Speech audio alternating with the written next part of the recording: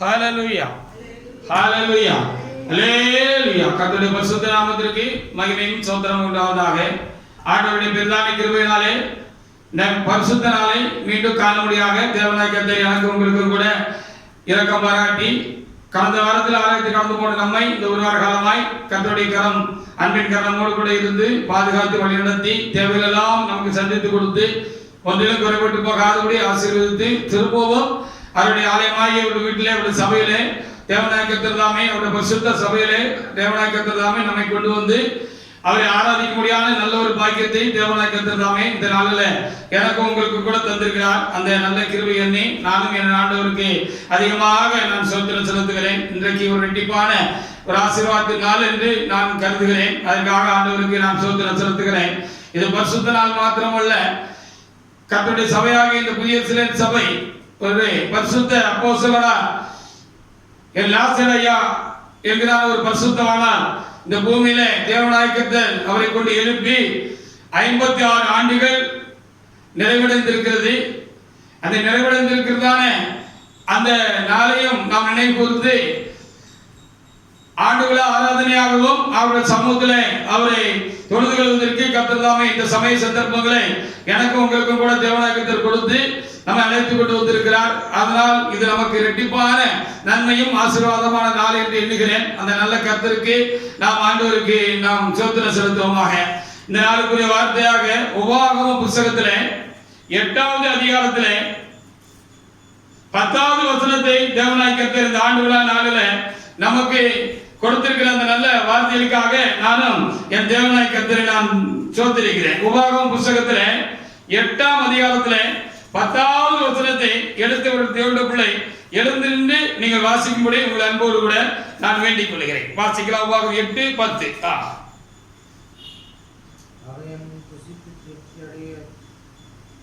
ஆகையால் நீ புசித்து திருப்தி அடைந்திருக்கையில் அவன் தேவனாகிய கர்த்தர் உனக்கு கொடுத்த அந்த நல்ல தேசத்திற்காக அவரை ஸ்தோத்திரிக்க கடவாய் என்று சொல்லப்பட்டிருக்கிறது. அதற்காக நாம் தேவனாகிய கர்த்தருக்கு அதிகமாக நாம் ஸ்தோத்திரம் செலுத்துவோமாக. நமக்கு தேவன் தந்த நல்ல தேசமாகிய இந்த நல்ல சபைக்காக நாம் என்ன செய்ய வேண்டுமா? எல்லா காலங்களிலும் அவரை நாம் ஸ்தோத்திரிக்க வேண்டும் என்று சொல்லி ஸ்தோத்திரிக்க கடன்பட்டிருக்கிறோம் என்று சொல்லி கர்த்தர் நாளில் சபைக்காக தேவனாகிய கர்த்தர் நமக்கு தருகிற நல்ல வார்த்தைகளுக்காக நாம் ஆண்டவருக்கு அதிகமாக நாம் ஸ்தோத்திரம் செலுத்துவோமாக. தேவன் நல்லதொரு சபையை இன்றைக்கு நமக்கு தந்தார். ஒரு அப்போஸ்தலரை எழுப்பி அவர் மூலமாய் கர்த்தர் தாமே இந்த புதிய எருசலேம் சபையை இந்த பூமியில எழுப்பி நமக்கு ஒரு நல்லதொரு சபையை தேவனாகிய கர்த்தர் தந்திருக்கிறார். இந்த நல்ல தேசத்திற்காக நாம் என்ன செய்ய வேண்டுமா? அதிகமாக நாம் ஆண்டவருக்கு ஸ்தோத்திரம் செலுத்த வேண்டும் என்று சொல்லி நமக்கு இந்த வார்த்தைகள் போதிக்கிறது. அதற்காக நாம் தேவனாகிய கர்த்தருக்கு நாம் அதிகமாக நாம் ஸ்தோத்திரம் செலுத்துவோமாக. எகிப்திலே இஸ்ரவேல் ஜனங்கள் அடிமைப்பட்டு கிடந்தார்கள். அப்படி அடிமைப்பட்டு கிடந்ததான அந்த ஜனங்களை அந்த அடிமைத்தனத்திலிருந்து தேவனாகிய கர்த்தர் மீட்டு அவர்களை நடத்தி அவர்களை இந்த கானான் தேசத்திலே கொண்டு வந்து அவர்களை என்ன செய்தார்? விட்டார் என்று சொல்லி பார்க்கிறோம். அப்படி அவர்கள் விடுவதற்காக அவர்கள் ஆயத்தப்பட்டு அந்த கானான் தேசத்துக்கு ரொம்ப நெருக்கத்தில் அவர்கள் கடந்து வந்த பொழுது அவர்களை வழிநடத்திதான் மோசே அவர்களுக்கு சொன்ன வார்த்தை தான் இந்த நல்ல வார்த்தை என்று சொல்லி நாம் பார்க்கிறோம். அதற்காக நாம் ஆண்டவருக்கு நாம் ஸ்தோத்திரம் செலுத்துவோமாக. ஆண்டவருக்கு கொடுக்க போகிற தேசம் எப்படிப்பட்ட தேசம் என்று நீங்கள் அறிந்து கொள்ளுங்கள் என்று சொல்லி அவர்களுக்கு இந்த முந்தின வசனங்கள்ல அது எப்படிப்பட்ட தேசம் என்று சொல்லி அதை குறித்து அவர் வர்ணனை செய்து இப்படி ஒரு நல்ல தேசத்துக்குள்ளாக நீங்கள் போக போகிறீர்கள். ஒரு நல்ல தேசத்தை தேவனாகிய கர்த்தர் உங்களுக்கு வாக்களித்து வைத்திருந்தார். உங்களுடைய பிதாக்களுக்கு வாக்களித்து வைத்திருந்தார். ஆபிரகாமுக்கு வாக்களித்து வைத்திருந்தார். யாக்கோபுக்கு வாக்களித்து வைத்திருந்தார். ஈசாக்குக்கு வாக்களித்து வைத்திருந்தார். உங்களுக்கும் அது வாக்களிக்கப்பட்டிருந்தது. அதை நீங்கள் சுதந்திரித்துக் கொள்ள போகிறீர்கள். ஒரு நல்ல தேசம். அந்த நல்ல தேசத்திற்காக நீங்கள் என்ன செய்யுங்க? நீங்க ஆண்டவரை சோதரிங்கள் என்று சொல்லி அவர் சொன்னார். அடிமைத்தனத்திலிருந்தான இஸ்ரவேல் ஜனங்களை தேவனாகிய கர்த்தர் மீட்டு என்ன செய்தாராம்? அவர்களை இந்த நல்ல தேசத்துக்குள்ளாக கொண்டு வந்தார். என்று சொல்லி அங்கே வேத புத்தகத்தில் எழுதப்பட்டிருக்கிறது. வாசித்து பாருங்க. யாத்திராகமம் 6ஆம் அதிகாரத்துல 6 முதல் 8 வரைக்குள்ள வசனங்களை நீங்க கொஞ்சம் எடுத்து நீங்க வாசித்து பாருங்க. வாசித்து பாருங்க. யாத்திராகமம் 6 முதல் 8 வரைக்குள்ள வசனங்களை வாசிக்கலாம். வாசிக்கலாம்.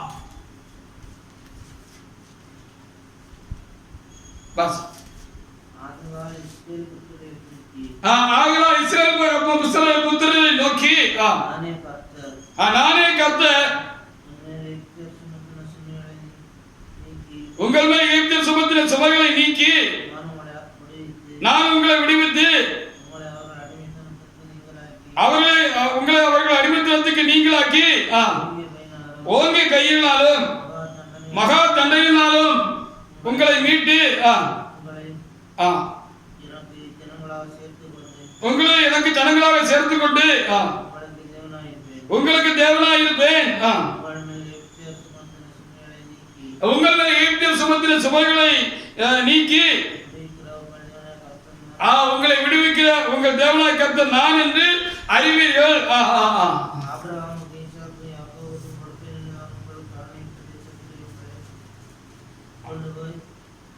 சேர்ப்பேன். ஆபிரகாம் ஈசாக்கும் யாக்கோபுக்கு கொடுப்பேன் நான் என்று நான் ஆணையிட்ட தேசத்துல நான் கொண்டு போய் அதை உங்களுக்கு சுதந்திரமாக கொடுப்பேன். நான் கர்த்தர் என்று அவர்களுக்கு சொல்லு என்று மோசேக்கு சொன்னார். அப்படி சொன்னவர் அவர்களை அந்த தேசத்தில் கொண்டு போய் விட்டார். அது ஒரு நல்ல தேசம் என்று சொல்லி அங்கே அந்த கானான் தேசத்தை குறித்து எழுதப்பட்டிருக்கிறது. அதுக்காக நாம் ஆண்டவருக்கு அதிகமாக நாம் என்ன செய்யணும், நாம் சோத்திரம் செலுத்த வேண்டியது ரொம்ப ரொம்ப அவசியமாக இருக்கிறது. அது எவ்வளவு நல்ல தேசம் என்று சொல்லி நாம் பார்க்கிற பொழுது அது ரொம்ப மேன்மையான ஒரு தேசமாக இருந்திருக்கிறது.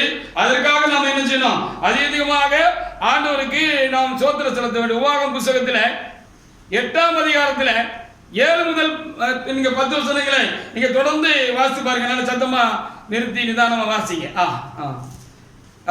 வாசிங்க. உபாகமம் 8:7 முதல் சில வசனங்களை நீங்க வாசித்து பாருங்க. அப்ப எவ்வளவு நல்ல தேசம், அப்படி நல்ல தேசத்துக்குள்ள ஆண்டவர் உங்களை கொண்டுட்டு போறாரு. அந்த நல்ல தேசத்துக்குள்ள கொண்டு போறாரு. எகிப்தின் அடிமைத்தனத்திலிருந்து உங்களை அடிமைத்தலையிலிருந்து விடுதலையாக்குறது மாத்திரமல்ல, ஒரு செழிப்பான ஒரு ஆசீர்வாதமான ஒரு தேசத்துக்கு உங்களை கொண்டுட்டு போறாரு அப்படின்னு சொல்லி அங்கே அவர் திட்டம் அவர் அதை குறித்து சொன்னார் என்று சொல்லி நம்ம அங்கே பார்க்க முடிகிறது. வாசிங்க. உபாகமம் 8:7 முதல் வாசிங்க. வாசிங்க. உன் தேவனாகிய கர்த்தர் உன்னை நல்ல தேசத்திலே பிரவேசிக்க பண்ணுகிறார். அது பள்ளத்தாக்குகளிலும் மலைகளிலும் இருந்து புறப்படுகிற ஆறுகளும் ஊற்றுகளும் ஏரிகளும் உள்ள தேசம். வாசி. அது கோதுமையும் வார்கோதுமையும் திராட்சை செடிகளும் அத்தி மரங்களும் உள்ள தேசம். ஆமா, தேன் உள்ள தேசம். அது சாட்சி இல்லாமல் வாசிங்க. சாட்சி வாசிங்க. அது சாட்சி இல்லாமல் அது சாட்சி இல்லாமல் அப்பம் புசிக்கத்தக்கதும் ஒன்று உனக்கு குறைபடாதமான தேசம். அது கல்லுகள் இரும்பா இருக்கிறதும் மலைகள் உள்ள தேசம். இப்படிப்பட்ட நல்ல ஒரு ஆசீர்வாதமான ஒரு நிறைவுள்ள ஒரு தேசத்துக்குள்ள கர்த்தர் உன்னை அனுப்புறாரு. அடிமைத்தனத்திலிருந்து உன்னை விடுதலையாக்கி அந்த ஒரு ஆசீர்வாதத்தை உனக்கு கொடுக்கிறாரு அப்படின்னு சொல்லிட்டு ஆகையால் நீ புசித்து அந்த தேசத்துல போய் ஆண்டவருடைய நன்மைகளை பெற்று நீ புசித்து நீ திருப்தியாக நீ சந்தோஷமாக ஆசீர்வாதமாக மகிழ்ச்சியாக நீ சமாதானமாக அந்த தேசத்துல இருக்கிற பொழுது அந்த தேசத்தை கர்த்தருக்காக மாத்திரமல்ல அந்த தேசத்துக்காகவும் நீ ஆண்டவரை சோதரிக்கணும் அப்படின்னு சொல்லி அங்கே சொல்லப்படுகிறது. அதற்காக நாம் ஆண்டவருக்கு நாம் சோதனை செலுத்துவோம். நமக்கு ஒரு நல்ல ஒரு தேசத்தை கொடுத்திருக்கிறார், ஒரு நல்ல ஒரு திருச்சபையை கொடுத்திருக்கிறார். புதிய எருசலேமாகிய கடைசி கால திருச்சபையை தேவனாகிய கர்த்தர் எழுப்பி அதுல நாம் கடந்து வந்து பாவத்தின் அடிமைத்தனத்துல நாம் இருந்தோம். அந்த பாவத்தின் அடிமைத்தனத்தில் இருந்து நம்மை கர்த்தர் நம்மை விடுவித்து இந்த தேசத்திலே கொண்டு வந்து இந்த தேசத்தை சுதந்திரித்துக் கொள்ள முடியாகும். இந்த தேசத்திலே தேவனாகிய கர்த்தர் வைத்திருக்கிறான சகல ஆவிக்குரிய உலக பிரகாரமான சரீர பிரகாரமான சகல நன்மைகளையும் நாம் பெற்றுக்கொள்ளும்படியாக தேவனாய் கர்த்தர் தாமே நமக்கு கிருபையும் அனுக்கிரகம் பாராட்டி என்னை உங்களையும் தேவனாய் கர்த்தர் என்ன செய்திருக்கிறார், இந்த நல்ல தேசத்திலே கொண்டு வந்து வைத்திருக்கிறார். அப்படியானால் இந்த நல்ல தேசமாக இந்த திருச்சபைக்காக அந்த ஆதி இஸ்ரவேலர்கள் கானானில் அப்படியாக பிரவேசித்த பொழுது அந்த நல்ல தேசத்தை, அந்த செழிப்பான அந்த ஆசீர்வாதமான தேசத்தை கர்த்தர் தமக்கு தந்தமைக்காக தம்மை விடுவித்து கொண்டு வந்து தந்தமைக்காக ஆண்டவரை சோதரித்தல் போல, ஆண்டவருக்கு நன்றி செலுத்துவது போல நானும் நீங்களும் என்ன செய்யணுமா, இந்த நல்ல திருச்சபைக்காக நாம் தேவனை சோதரிக்க வேண்டும் என்று சொல்லி கர்த்தர் நமக்கு ஆலோசனையாக தருகிறார். ஆமா, அப்படி ஒரு நல்ல சபை கிடைக்கிறது ரொம்ப கஷ்டமான ஒரு காரியம், ரொம்ப அரிதான ஒரு காரியம். இந்த உலகத்துல எத்தனையோ சபைகள் இயங்கிக் கொண்டிருக்கிறன, ஊழியக்காரர்கள் இருக்கிறார்கள் என்று சொல்லி பார்க்கிறோம். பல பேர்கள் அதற்கு இருக்கிறதை வைத்திருக்கிறார்கள் என்று சொல்லி நாம் பார்க்கிறோம். அந்த சபைகளை காட்டிலும் ஒரு ஆசீர்வாதமான ஒரு சபை இந்த புதிய சபையா இருக்கிறது என்று சொல்லி பார்க்கிறோம். ஏனென்று சொன்னால் இது கர்த்தரால் உண்டு பண்ணப்பட்ட ஒரு ஆவிக்குரிய தேசமாக சபையாக இருக்கிறது. இதற்கு கர்த்தரே இந்த சபை எழுப்பி இருக்கிறார். கர்த்தரே ஒரு தேவன மனுஷனை கொண்டு இந்த கடைசி நாட்களில் ஆதி திருச்சபையை திரும்பவும் தேவனாய் கர்த்தர் இந்த பூமியில எழுப்பினார் என்பதுதான் இதுல ஒரு பெரிய ஒரு ஆசீர்வாதமான காரியம். இது கர்த்தரே இந்த சபை எழுப்பி இருக்கிறதுனால கர்த்தருடைய கண்கள் இந்த சபை மேல எப்பொழுதும் வருஷத்து ஆரம்பத்திலிருந்து கடைசி வரைக்கும் இந்த நல்ல சபை மேல ஆண்டவர் வச்சிருக்கிறாரு அப்படின்னு சொல்லி நம்ம என்ன செய்ய வேண்டியது இருக்கிறது, பார்க்க முடிகிறது. அவைகளுக்காக கூட நாம் ஆண்டவருக்கு என்ன செய்யணும், அதிகமாக நாம் சோத்திரம் செலுத்த கடமைப்பட்டிருக்கிறோம். இந்த நல்ல தேசத்தை கர்த்தரே உண்டு பண்ணி இருக்கிறார். கர்த்தர் திருவம் கொண்டு சித்தம் கொண்டு தேவனாய் கர்த்தர் இந்த சபையை என்ன செய்திருக்கிறார், அவர் எழுப்பி இருக்கிறார் என்று சொல்லி நாம் பார்க்க வேண்டியதா இருக்கிறது. அதற்காக நாம் ஆண்டவருக்கு நாம் சோத்திர செலுத்துமாக அப்படி ஆண்டவர் எழுப்பின சபையா இருக்கிறபடினால இங்க செழிப்பும் ஜாஸ்தி, இங்க ஆசீர்வாதமும் நிறைய உண்டு. ஆவிக்குரிய ஆசீர்வாதத்துக்கு அளவே இல்லை. அதை நாம் பெற்று ஆனந்திக்கிறோம். அதற்காக நாம் ஆண்டவருக்கு அதிகமாக சோதரிப்போமாக. அதோடு கூட நமக்கு வேண்டியதெல்லாம் கத்து தந்து இம்மைக்கு மறுமைக்குரிய நன்மையினால் நம்ம இந்த தேசத்துல கொண்டு வச்சு இந்த தேசத்தோட நன்மையினால நம்மளை திருப்தி ஆக்கி கொண்டு இருக்கிறார் என்பது ஒரு பெரிய காரியம். அதனால அவர் விசாரிக்கிற தேசமா, என்ன குறை இருக்கு அப்படின்னு கேட்டு விசாரிக்கிற தேசமா, என்ன வேணும் அப்படின்னு கேட்டு விசாரிக்கிற தேசமா, இந்த தேசத்தில் இருக்கிறதானே ஊழியக்காரன் தேவனுடைய பிள்ளைகளுமா இருக்கிறதான விசுவாசிகளையும் ஊழியக்காரர்களையும் இந்த தேசத்து ஜனங்களை, இந்த சபையுடைய ஜனங்களை கர்த்தர் என்ன செய்வாரா, கேட்டு விசாரிப்பாரா. உனக்கு என்ன வேணும், உனக்கு என்ன வேணும், உனக்கு என்ன குறையா இருக்கு, உனக்கு என்ன வேணும் வேணும் கேட்டு கேட்டு அவரே விசாரிச்சு என்ன செய்வாரா, இந்த சபையை மக்களை நடத்துறாரு. இந்த தேசத்தை அவர் விசாரிக்கிறாரு. அவர் கண்ணு வருஷத்துல ஆரம்பத்திலிருந்து கடைசி வரைக்கும் அங்கு வைக்கப்பட்டிருக்கிறது என்று சொல்லப்பட்டிருக்கிறது. அதற்காக நாம் தேவனை நாம் சோத்திரிப்போம். உபாகமம் புத்தகத்துல 11ஆம் அதிகாரத்துல 12வது வசனத்தை நீங்க எடுத்து வாசிச்சு பாருங்க. அங்கே அது எழுதப்பட்டிருக்கிறது. அப்படின்னா தேவனுடைய பிள்ளைகளை ஆகையால் நீ புசித்து திருப்தி அடைந்திருக்கிறீர்கள். உன் தேவனாய் கர்த்தர் உனக்கு கொடுத்த அந்த நல்ல தேசத்திற்காக அவரை சோதரிக்கணும் அப்படின்னு சொல்லப்பட்டிருக்கு. ஆண்டவர் நல்ல ஆண்டவராக இருக்கிற தேவன் நல்ல ஒரு சபையை தந்திருக்கிறார்னா அந்த சபைக்காகவும் நம்ம ஆண்டவர் என்ன செய்யணுமா, சோதரிக்கணுமா. அது நல்ல தேசம் போல இருக்கிறது. நல்ல தேசம் கர்த்தருடைய தேசமாக இருக்கிறது. கர்த்தருடைய தேசமாக இருக்கிறது. அவர் ஆளுகை செய்கிற, அவர் ராஜரீகம் பண்ணுகிற சபையாக தேசமாக இருக்கிறது. அதுக்காக நாம் ஆண்டவரை நாம் சோதரிப்போமாக. வாசிங்க. அது உன் தேவனாகிய கர்த்தர் விசாரிக்கிற தேசம். வருஷத்தின் துவக்கம் முதல் வருஷத்தின் முடிவு மட்டும் எப்பொழுதும் உன் தேவனாகிய கர்த்தரின் கண்கள். ஆமா, ஆண்டவர் எப்பவும் இந்த தேசத்தை பார்த்துக்கிட்டே இருக்காரு அப்படின்னு சொல்லி சொல்லப்பட்டிருக்கிறேன். நான் பல வேளைகள்ல நான் அப்படியாக தேவ சமூகத்தில் தேவ ஆராதனை நடக்கிற பொழுது நான் அப்படியாக ஒரு காரியத்தை நான் உணர்ந்திருக்கிறேன். ஏதோ ஒரு 2 கண்கள், ஒரு தீச்சன்யமான ஒரு அழகான ஒரு பவர்ஃபுல்லான ஒரு 2 கண்கள் இந்த ஆராதனை ஸ்தலத்தையும் அந்த ஆராதனையும் அப்படி நோக்கி கொண்டு இருக்கிறதை நான் பல ஆராதனைகளில் பல வேளைகளிலே நான் என்ன செய்திருக்கிறேன், பார்த்திருக்கிறேன். அதற்காக தேவனாய் கர்த்தருக்கு நான் அதிகமாக நான் சோத்திரம் செலுத்துகிறேன். அப்படின்னா தேவனுடைய பிள்ளைகளை இந்த நல்ல தேசத்திற்காக, இந்த நல்ல சபைக்காக நாம் என்ன செய்யணுமா, ஆண்டவரை நாம் அதிகமாக சோத்திரிக்க வேண்டும். ஒரு நல்ல சபையை கொடுத்து, சத்தியமுள்ள ஒரு நல்ல சபையை கொடுத்து அந்த சத்தியத்தினாலே தேவனாய் கர்த்தர் உங்களையும் என்னையும் கழுவி சுத்திகரித்து பரிசுத்தப்படுத்தி நம்மளை தேவசன்னிதானத்திலே கொண்டு வந்து தேவனுடைய சபையிலே அவருடைய தேசத்திலே கொண்டு வந்து நிறுத்தி நம்ம என்ன செய்திருக்கிறார்? அளவில்லாமல் ஆசீர்வதித்திருக்கிறார். நிறைய ஆசீர்வாதங்களை நாம் தேவனுடைய சன்னிதானத்திலிருந்து என்ன செய்திருக்கிறோம்? இந்த சபையிலிருந்து நாம் பெற்றிருக்கிறோம். சொல்லி தாராது, சொல்ல முடியாது. ஒவ்வொருவருக்கும் அந்த அனுபவம் உண்டு என்று சொல்லி இருக்கிறோம். விசேஷமாக ஆவிக்குரிய ஆசீர்வாதத்தினால் நிறைந்திருக்கிற சபை என்று சொல்லி நாம் அனுபவ ரீதியாக நாம் அறிந்திருக்கிறோம். விசேஷமாக பரிசுத்த ஆவியானவருடைய ஆளுகை நிறைந்த சபை என்று சொல்லி நாம் அறிந்திருக்கிறோம். அதற்காக நாம் ஆண்டவருக்கு நாம் ஸ்தோத்திரம் செலுத்துவோமாக. இந்த சபையில வெளி சபையிலிருந்து வருகிற மக்கள் உண்டு, அப்படி வந்த மக்கள் உண்டு. இங்கே கூட இங்க ஒரு அம்மா உட்கார்ந்து இருக்கிறாங்க, தங்கம்மாள் தாயார் அப்படின்னு சொல்லி. இவங்க இதுக்கு முன்னால இதே ஊர்ல பக்கத்தில் இருக்கிறாங்க ஒரு வேற்று சபைக்கு போய்கிட்டு இருந்தாங்க. அப்படி போய்கிட்டு இருந்த காலங்கள்ல கர்த்தர் சில வெளிப்படுத்தல அவர் பிள்ளைகளை குறித்து கொடுத்த பொழுது அவருடைய புருஷனாரும் சேர்ந்து, நீ இனிமே அங்க போகாத, இந்த நல்ல சபைக்கு போ, இந்த புதிய சபைக்கு போ, அந்த பாஸ்டர் நடத்துற சபைக்கு போ அப்படின்னு சொல்லி அவங்களை இங்க அனுப்பி வச்சாங்க. அவங்க பல வருஷமா அந்த சபைக்கு போய்கிட்டு இருந்தாங்க. பக்கத்தில் இருக்கிறாங்க வேறு சபைக்கு அவங்க போய்கிட்டு இருந்தாங்க. இங்க கடந்து வந்துட்டாங்க. அங்கேயும் அவங்க திருவந்தெல்லாம் எடுப்பாங்க போல இருக்கு.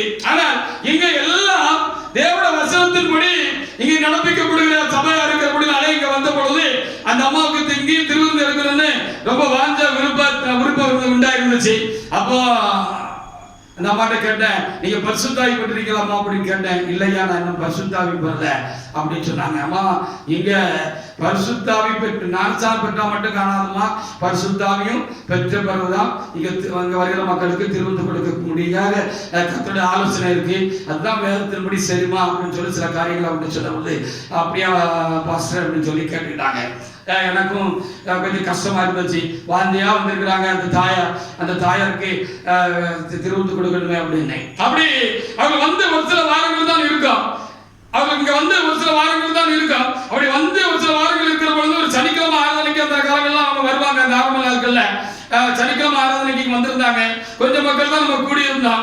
அப்போ பாடல் முடிஞ்சு பாவனைக்கு பகுதியெல்லாம் முடிஞ்சு மக்கள் ஜனங்கள் பாவனைக்கு சென்று தங்களை தாழ்த்தி பாவ மன்னிப்பை பெற்றுக்கொண்டு பரிசுத்தமாக்கி கொண்டு தேவனுடைய சமூகத்தில் கர்த்தருடைய கிருபைக்காகவும் ஆவிக்காகவும் வல்லமைக்காகவும் ஜெபிக்கிற அந்த வேலை வந்தது. அப்படி நானும் எப்படி சபையில் கூடியிருந்த மக்களும் அந்த தாயார் கூட முழங்காலில் நின்று என்ன செய்தார்கள்? ஜெபித்துக் கொண்டிருந்தார்கள். அப்பொழுது பரிசுத்த ஆவியானவர் என்னிடத்தில் பேசினாரு, நீ போய் பரிசுத்தாய் பெற்றுக் கொள்ளும்படியாக அந்த அம்மா தலையில கை வச்சு ஜெபம் பண்ணு அப்படின்னு சொல்லி எனக்கு சொன்ன பொழுது நான் அப்படியே நான் இருக்கிற ஸ்தானத்திலிருந்து கடந்து வந்து அந்த அம்மா நின்று சோத்திரம் பண்ணிக்கிட்டு இருந்தாங்க. அப்போ அவங்க தலையில கை வச்சு நான் ஜெபிக்கவும் பரிசுத்த ஆவியானவர் வல்லமையாக அவர்களுக்குள் இறங்க முடியாத ஒரு கிரியை கர்த்தர் என்ன செய்தார்? அந்த நாளிலே தேவனாய் கர்த்தர் கட்டளையிட்டார். அல்லேலூயா. அப்போ உடனே அவங்க பரிசுத்தாய் பெற்றுக்கிட்டாங்க. எனக்கு ரொம்ப சந்தோஷமா இருந்தது. தேவன் எவ்வளவு தூரம் வருகிற ஜனங்கள் மேல், இந்த தேசத்துக்குள்ளாக இந்த சபைக்குள் வருகிற மக்கள் மேல் ரொம்ப கரிசனை உள்ளவராக இருக்கிறாரே.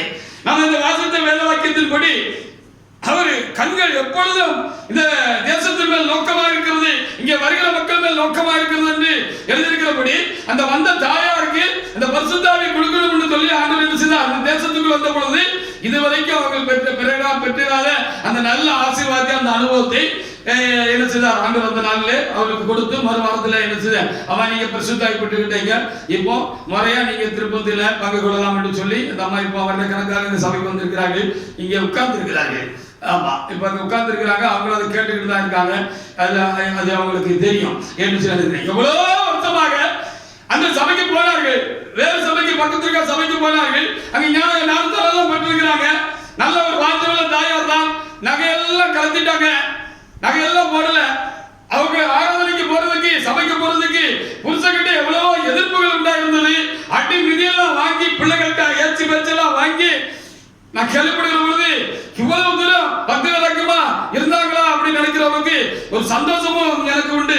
பிள்ளைகள் எல்லாம் குடிச்சிட்டு போய் அந்த சபைக்குள்ள போய் கரெக்டா பண்ணி அவங்க வெக்கப்பட்டு வெளியில எந்திரிச்சு வந்திருக்கிறாங்க.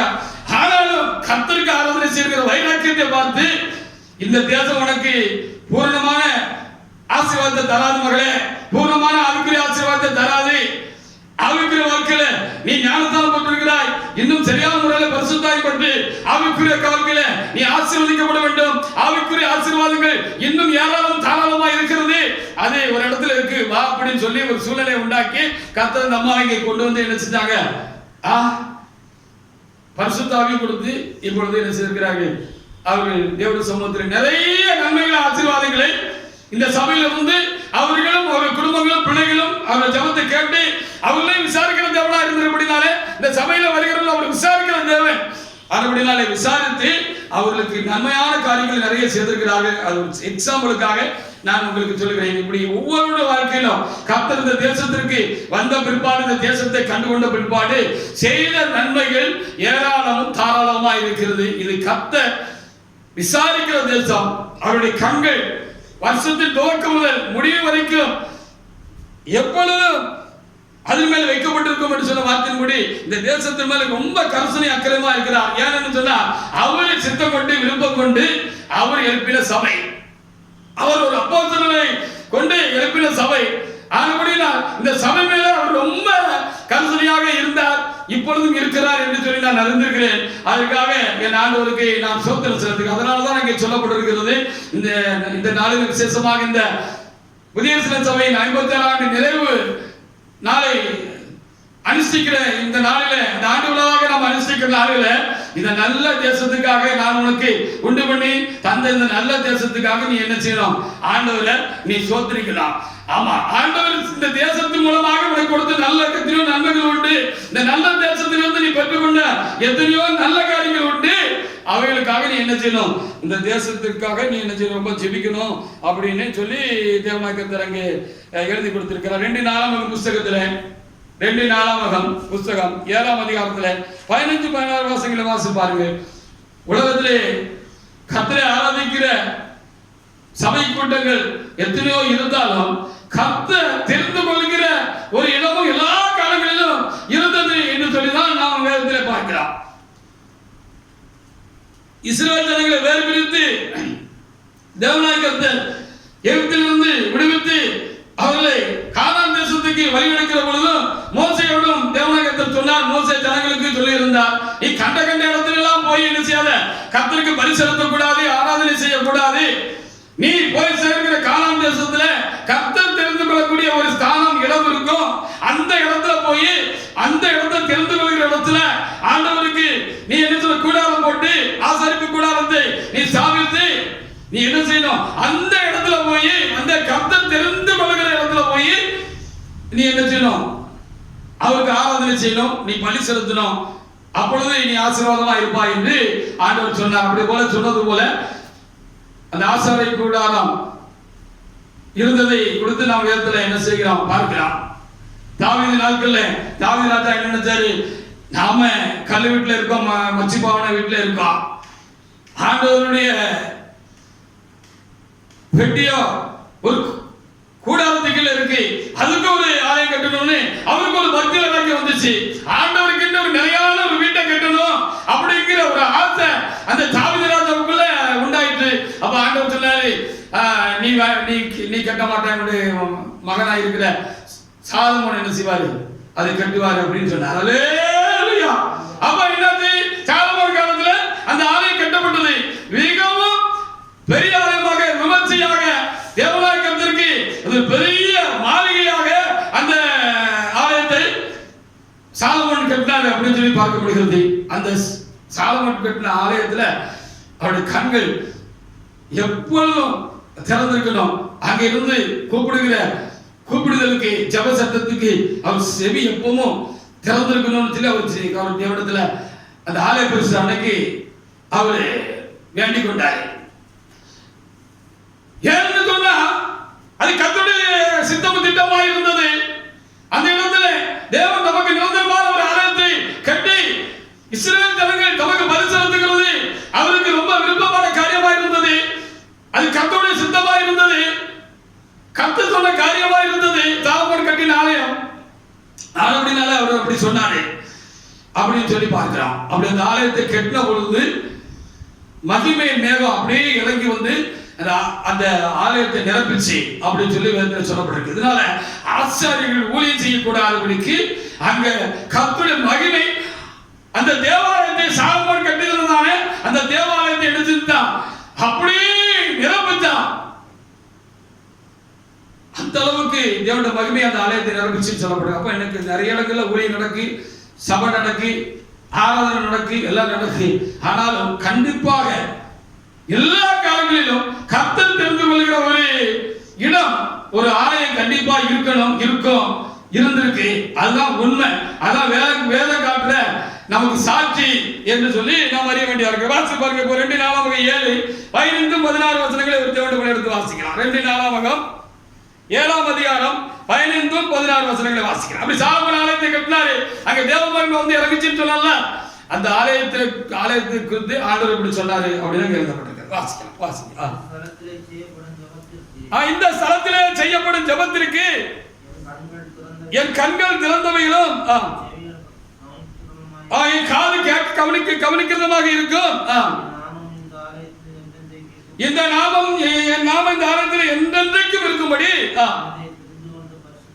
நான் இதை தெரிந்து கொண்டு நானே பரிசுத்தப்படுத்தினேன். நானே இந்த ஆலயத்தை தெரிந்து கொண்டு நானே இந்த ஆலயத்தை எழுப்பி அதை கட்டுப்படியாக செய்து நானே என்ன செய்தேன், இந்த ஆலயத்தை பரிசுத்தப்படுத்தி இருக்கிறேன். என் கண்களும் என் இருதயமும் என்னாலும் என்ன செய்யும், இங்க இருக்கும் அப்படின்னு சாலமோன் கட்டின ஆலயத்துல என்னுடைய கண்கள் இருக்கும், என் இருதயம் இருக்கும். இந்த ஸ்தலத்துல இந்த ஆலயத்துல வந்து செய்கிற ஜெபத்துக்கு என் கண்கள் திறந்தவர்கள் காதுகள் கேட்கிறதமா இருக்கும் அப்படின்னு சொன்னார். அப்போ 1000 இடங்களில் கர்த்தருக்கு ஆராதனை செய்தாலும், உலகம் முழுவதும் கர்த்தருக்கு ஆராதனை செய்தாலும், கர்த்தர் தெரிந்து கொள்கிற ஒரு இடம் சாலம் எல்லா காலங்களிலும் இருந்தது. கிபியாவில் இருந்தது என்று எழுதி பார்க்கிறோம். அப்படியே ஒரு பேரத்தை பார்த்துக்கிட்டே போகலாம். கர்த்தர் தெரிந்து கொள்கிற ஒரு சாலம் எல்லா காலங்களிலும் இருந்தது என்று சொல்லி பார்க்கிறோம். அப்படி போல கடைசி நாட்கள்ல கர்த்தர் ஆதி திருச்சபையை திரும்பவும் எழுப்ப சித்தம் கொண்டு இந்த திருச்சபையின் சாபங்களும் தலைமை அப்போஸ்தலருமாக இருந்து கடந்து போன என் லாசரை அவர்களை கர்த்தர் தாமே தெரிந்து கொண்டு சாலமோனை தெரிந்தது போல இந்த கடைசி கால சபையை எழுப்புவதற்கு என்னுடைய தேவனாய் கர்த்தர் தெரிந்து கொண்டு அவருக்கு நேரடியாக கிறிஸ்துவானவர் தரிசனமாகி அவருக்கு கட்டளை பிரமாணங்களை கொடுத்து என்னுடைய சபையை கட்டு என்று சொல்லி அவருக்கு கட்டளை கொடுத்தார். ஹல்லேலூயா! கர்த்தரே அந்த கட்டளை கொடுத்தார். இந்த கடைசி காலத்தில் இந்த புதிய சபையை கட்டும்படியாக தேவனாய் கர்த்தர் தம்முடைய மனுஷனுக்கு தேவனுடைய மனுஷனுக்கு தேவனாய் கர்த்தர் தரிசனமாகி எழுந்தருளி என்னுடைய சபையை கட்டு என்று சொல்லி சொன்னது மாத்திரமல்ல, அந்த சபையை கட்டுவதற்குரிய எல்லா உபதேசங்களையும் சட்டத்திட்டங்களையும் நடைமுறைகளையும் முறைமைகளையும் ஆராதனை காரியங்களையும் எல்லாவற்றுக்கும் அது என்ன படி இருக்கணும், என்ன மாதிரி என்ன என்று சொல்லி கர்த்தர் நேரடியாக அவருக்கு சொல்லி அவருடைய உள்ளத்திலும் அதை விசாலமாக வெளிப்படுத்தி இந்த சபையை, இந்த புதிய சபையை, இந்த கடைசி கால திருச்சபையை என் தேவனாய் கர்த்தர் என்ன செய்தார், எழுப்பினார் என்று சொல்லி நான் அறிந்திருக்கிறேன். அதற்காக ஆண்டவருக்கு நாம் சோதனை செலுத்தமாக மலையில உனக்கு காண்பிக்கப்பட்ட மாதிரியின்படி எனக்கு ஆசரிப்பு கூடாரத்தை உண்டு பண்ணுவதற்கு நீ எச்சரிக்கையாக இருப்பாயாக, எனக்கு ஆலயத்தை கட்டுவதற்கு நீ எச்சரிக்கையாக இருப்பாயாக என்று மோசேயோடு சொன்னார் என்று பார்க்கிறோம். அல்லேலூயா! ஊழியங்கள் நடக்கலாம், கூட்டங்கள் நடக்கலாம், சபைகள் என்று தங்களை சொல்லிக் கொள்ளலாம். ஆனாலும் தேவனாய் கர்த்தர் தம்முடைய சபையை எழுப்புவார் என்று சொன்னார். தம்முடைய ஆவிக்குரிய சபையை அந்த காலத்தில் மாத்திரம் இந்த காலத்திலும் அவர் எழுப்புவார் என்று சொன்னார். அதற்குரிய எல்லா கட்டளைகளையும் நியமங்களையும் அதற்குரிய எல்லா காரியங்களையும் தேவனாய் கர்த்தர் விழாவாரியாக சரியாக பூர்வமாக அதை கட்டுப்படியாக தெரிந்து கொண்ட ஒருவருக்கு அவர் சரியாக வெளிப்படுத்தி அதை அவர் உள்ளங்களில் உண்டாக்கி அவருக்கு அதை சரியாக காண்பித்து அந்த தேவ ஆவியின் அருளினாலும் பலத்தினாலுமே ஒருவர் என்ன செய்ய முடியும், அந்த கர்த்தர் எழுப்புகிற அந்த சபையை என்ன செய்ய முடியும், கட்ட முடியும் என்று சொல்லி நாம் பார்க்க முடியலாம். தாவீது ராஜாவுக்கு சபையை கட்டாட்டாலும் அன்று ஆசாரியர்கள் இருந்தார்கள். அவர்களை காட்டிலும் அந்த தாவீது ராஜாவுக்கு கர்த்தரிடத்துல ஒரு ஊக்கமான அதீதமான ஒரு பக்தி வைராக்கியம் இருந்தது. அப்படினால எழுதினார், அந்த ஆசாரியர்களுக்கு சாலமோன் காலத்துல எழுப்பும்படியாக கர்த்தர் சித்தம் கொண்ட அந்த ஆலயத்துடைய பேட்டர்ன் இல்ல அந்த வரைபடம், எது எப்படி எங்க இருக்கணும், எது எது எப்படி இருக்கணும் அப்படிங்கறதெல்லாம் அவர்களுக்கு கர்த்தர் விலைக்கு சொல்லாம வெளிப்படுத்தாம அந்த தாவீது ராஜாவுக்கு கர்த்தர் என்ன செஞ்சாரு, தனிப்பட்ட முறையில தேவனாகிய கர்த்தர் அந்த ஆலயத்தை கட்டின பொழுது அந்த ஆலய முகம் எப்படி இருக்கணும், மண்டபம் எப்படி இருக்கணும், அதனுடைய பரிசுத்தலம் எப்படி இருக்கணும், மகா பரிசுத்தலம் எப்படி இருக்கணும், அந்த மகா பரிசுத்தலத்துல என்னெல்லாம் இருக்கணும், அங்க இருக்கிற உடன்படிக்கை பெட்டி எப்படி இருக்கணும், இந்த உடன்படிக்கை பெட்டி மேல கர்த்தர் எழுதும்படியாக வச்சிருக்கிறதான இந்த கேள்விகள் எப்படி இருக்கணும், அதன் உயரம் என்ன, அகலம் என்ன, அதனுடைய நீளம் என்ன, அந்த கேள்வி மத்தியிலிருந்து தேவனாகிய கர்த்தர் எழுந்திருந்து பேசுகிற இடமாக அது இருக்கிறபடினால அது எவ்வளவு தூரம் விசேஷத்தை தன்மையுடையதாக இருக்க வேண்டும், மகா பரிசுத்த தலம் என்று அதுக்கு பேரிட்டு அதனுடைய காரியங்கள் எல்லாம் என்ன என்ன என்ன என்பதை இஞ்சி இஞ்சா அங்குலமா தேவனாகிய கர்த்தர் என்ன செஞ்சாரு, அப்படியே தாவீது ராஜாவுக்கு சொல்லி அவரை கிரகித்து அதற்கு வேண்டிய வரைபடத்தை எழுதி அது எது எது எங்க இருக்கணும் எப்படி இருக்கணும் அப்படிலாம் சொல்லி அவர் என்ன செஞ்சார், அதுக்கு வேண்டியதெல்லாம் சௌரியத்தை ஏற்கனவே வச்சுட்டு அது சாலமோனுக்கு மூப்படுத்திருக்கும் அவர் கொடுத்துட்டு போனார். அவர் என்ன காரியத்தை அவருக்கு கர்த்தர் தரிசனமாகி அந்த ஆலயத்தை குறித்த காரியங்கள் அவருக்கு கொடுத்திருந்தாரோ அந்த தரிசனத்தின்படி சாலமோன் எழும்பி என்ன செஞ்சாரு, அந்த ஆலயத்தை கட்டினார். அதனால அந்த ஆலயத்துல தேவ மகிமை கட்டி முடிச்சு பிரவேசப்பட்ட பொழுது மகா மேன்மையாக ஒரு மகிமை வந்து இறங்கிட்டு என்று சொல்லப்பட்டிருக்கிறது. அல்லேலூயா. அப்ப பாத்தீங்களா, அப்ப எல்லா சபை இல்லை, தேவனை உலகம் முழுவதும் ஆராதிக்கிறார்கள், கர்த்தரிடத்தில் பக்தி வைராக்கியம் உள்ள தேவனை மறுதலிக்கிறார்கள், ஊழியக்காரர்கள் இருக்கிறார்கள், அவர்கள் சித்தம் கொண்டு விருப்பம் கொண்டு கர்த்தருக்கு அப்படியாக பல சபைகளை உண்டாக்கி நாமகரணங்களை சுட்டி அதற்கு அங்கிருந்து அவர்கள் தேவனுக்கு ஆராதனை செய்கிறார்கள். அவர்களோடு கூடிக்கொண்டு அநேக தேவதர்களும் உலகம் முழுவதும் ஆராதனை செய்கிறார்கள். அங்கே எல்லாம் இல்லாத ஒரு விசேஷம் கர்த்தர் எழுப்புகிற ஒரு சபைக்கு உண்டாயிருக்கிறது என்பதுதான் நாம் இதில் தெளிவாக உணர்ந்து கொள்ள வேண்டிய ஒரு முக்கியமான ஒரு காரியமாக இருக்கிறது. எந்த சபையை தேவன் எழுப்புகிறாரோ அந்த சபையை தேவனால் உண்டாயிருக்கிறபடினால் அங்கே விசேஷமாக ஆவிக்குரிய ஆசீர்வாதங்கள் ரொம்ப நிரம்ப உண்டாயிருக்கும்.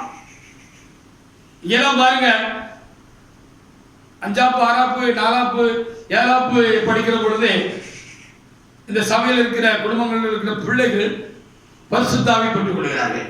வெளி சபையில பாருங்க, வருடக்கணக்கா அந்த சபையில விசுவாசிகளா இருப்பாங்க, வருடக்கணக்கா இருந்தும் அவர்களுக்கு அந்த பரிசுத்தாவி கிட்டாது. அந்த பரிசுத்தாவிக்கு காத்திருப்பு கூட்டங்கள்லாம் ஆவிக்குரிய சபைகள்ல நம்ம பிற சபைகள்ல திருச்சபைக்கு வழியை நடத்துகிறார்கள். ஆனாலும் எவ்வளவுதான் பிரயாசப்பட்டாலும் அவர்களுக்கு அந்த பரிசுத்தாவின் அபிஷேகம் அவர்களுக்கு கிடைக்காமல் எத்தனையோ மக்கள் வருஷ கணக்கா அங்கே அந்த ஆசீர்வாதத்தை இந்த ஆவின் அழுப்படை பெற முடியாமல் இருக்கிறாங்க. ஆனா இங்க வந்துட்டு இங்க வந்தாங்கன்னா, நான் ஏற்கனவே ஒரு அம்மா பத்தி சொன்னது போல இங்க வந்தாங்கன்னா கொஞ்ச நாள்ல அந்த பரிசுத்தான அபிஷேகம் கிடைச்சிருது. ஏன்னு சொன்னா கர்த்தர் இந்த சபையை தெரிந்து கொண்டு அதிலே அவர் பரிபூர்ணமாக அவர் அங்கே வாசமா இருக்கிறபடினாலே அவருடைய சகல பரிபூர்ணமும் ஆவிக்குரிய பரிபூர்ணமும் சரீர பிரகாரமான உலக பிரகாரமான சகல பரிபூர்ணமும் அந்த தேசத்துல இருக்கு, இந்த சபையில இருக்கு என்பதுதான் உண்மையான ஒரு காரியமா இருக்கிறது. ஆனபடினால ஒரு நல்ல ஒரு தேவன் நமக்கு கிடைச்சது போல அந்த நல்ல ஒரு தேவனுடைய எல்லா ஆசீர்வாதங்களையும் ஆவிக்குரிய ஆசீர்வாதங்களையும் நன்மைகளையும் ரட்சிப்பின் மிகுதியையும் அதனுடைய பூரணத்துவத்தையும் மோட்ச வாழ்வின் நன்மைகளின் மேன்மைகளையும் எல்லா ஆசீர்வாதங்களையும் பெற்றுக் கொள்வதற்கு ஒரு நல்ல சபை கண்டிப்பாக தேவை. அது தேவனுடைய சபையாக இருக்க வேண்டும், அது தேவனால் எழுப்பப்பட்ட ஒரு சபையாக இருக்க வேண்டும் என்று சொல்லி நாம் இங்கே என்ன செய்ய முடிகிறது, பார்க்க முடிகிறது. அதற்காக நாம் ஆண்டவருக்கு நாம் ஸ்தோத்திரம் செலுத்துவோமாக. ஏசாயா 1ஆம் அதிகாரத்தில் 26வது வசனத்தை வாசித்து பாருங்க. வேதம் சபையை இப்படி வர்ணிக்கிறது.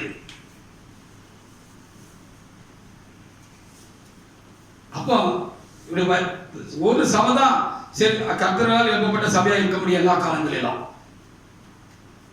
ஆதி திருச்சபை பேதுரு அப்போஸ்தலர் மூலமாக தேவனாகிய கர்த்தர் என்ன செய்தார், எழுப்பினார்.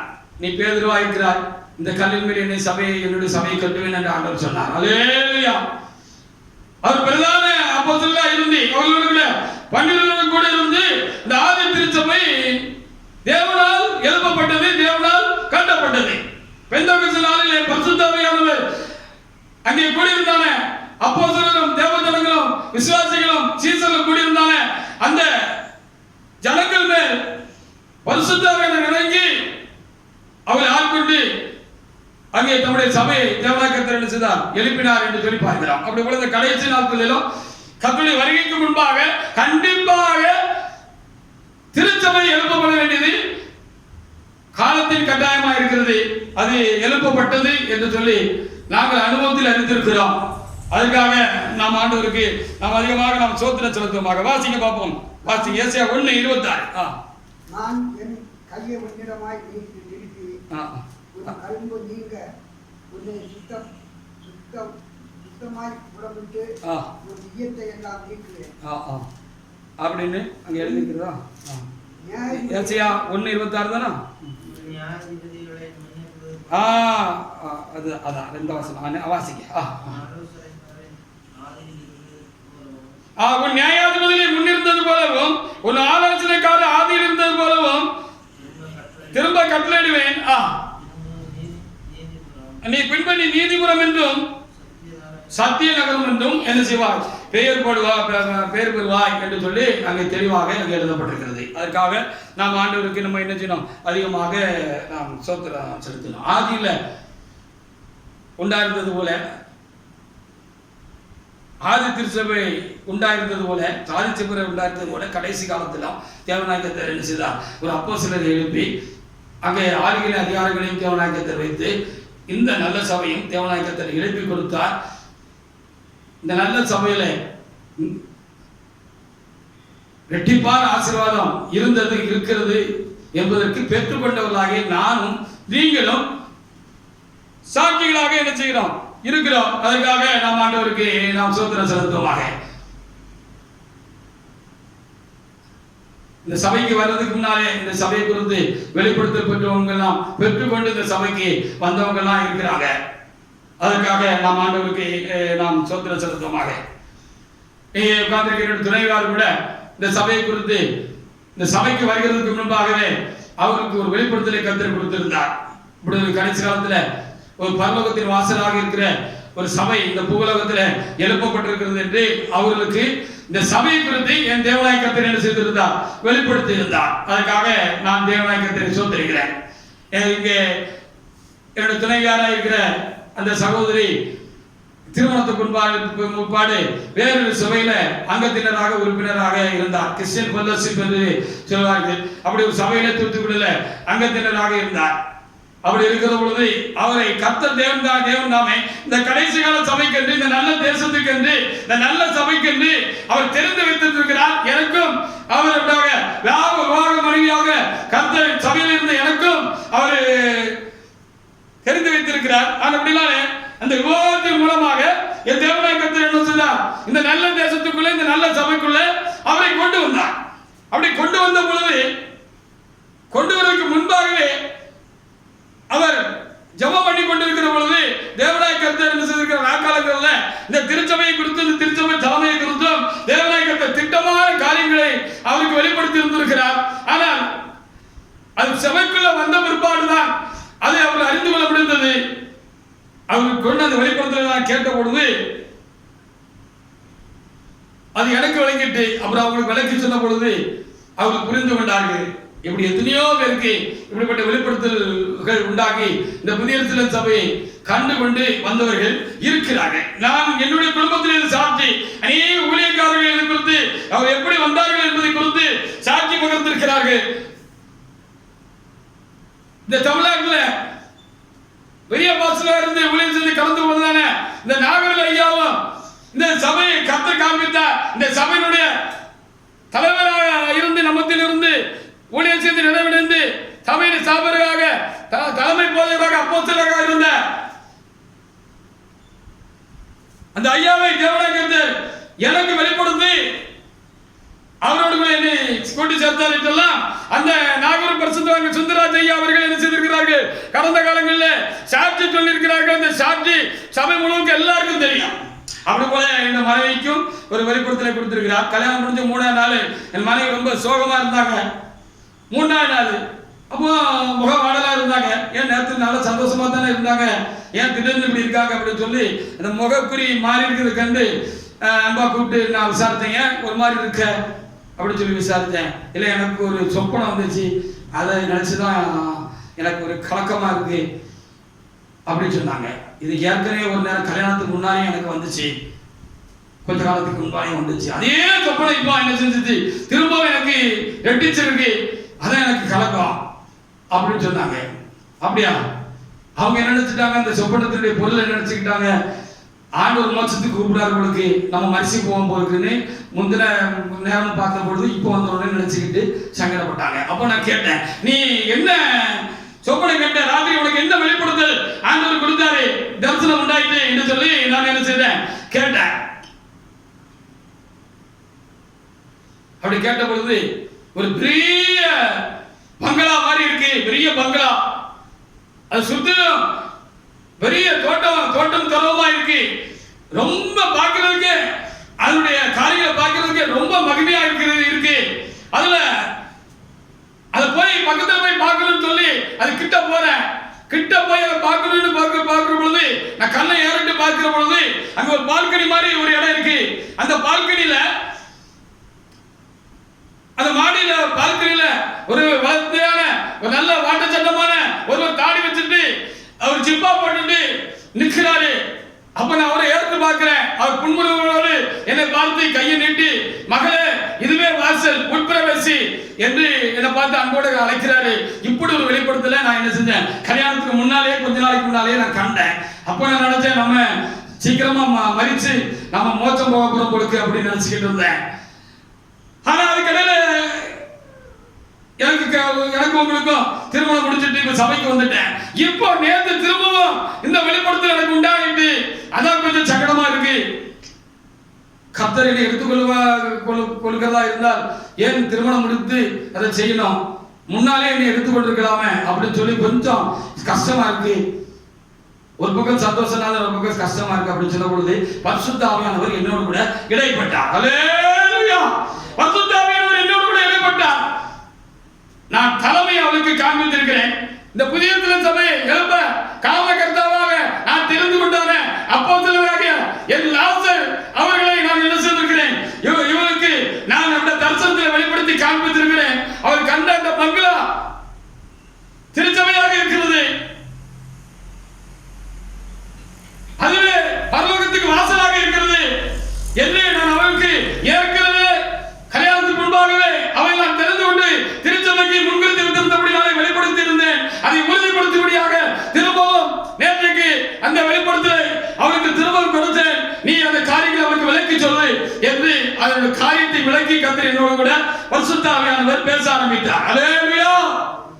அதற்காக என் ஆண்டவருக்கு நான் அதிகமாக நான் ஸ்தோத்திரம் செலுத்துறேன். அப்போ உடனே எங்க வீட்டுல ஒரு போட்டோ ஆல்பம் இருந்தது. அந்த போட்டோ ஆல்பத்துல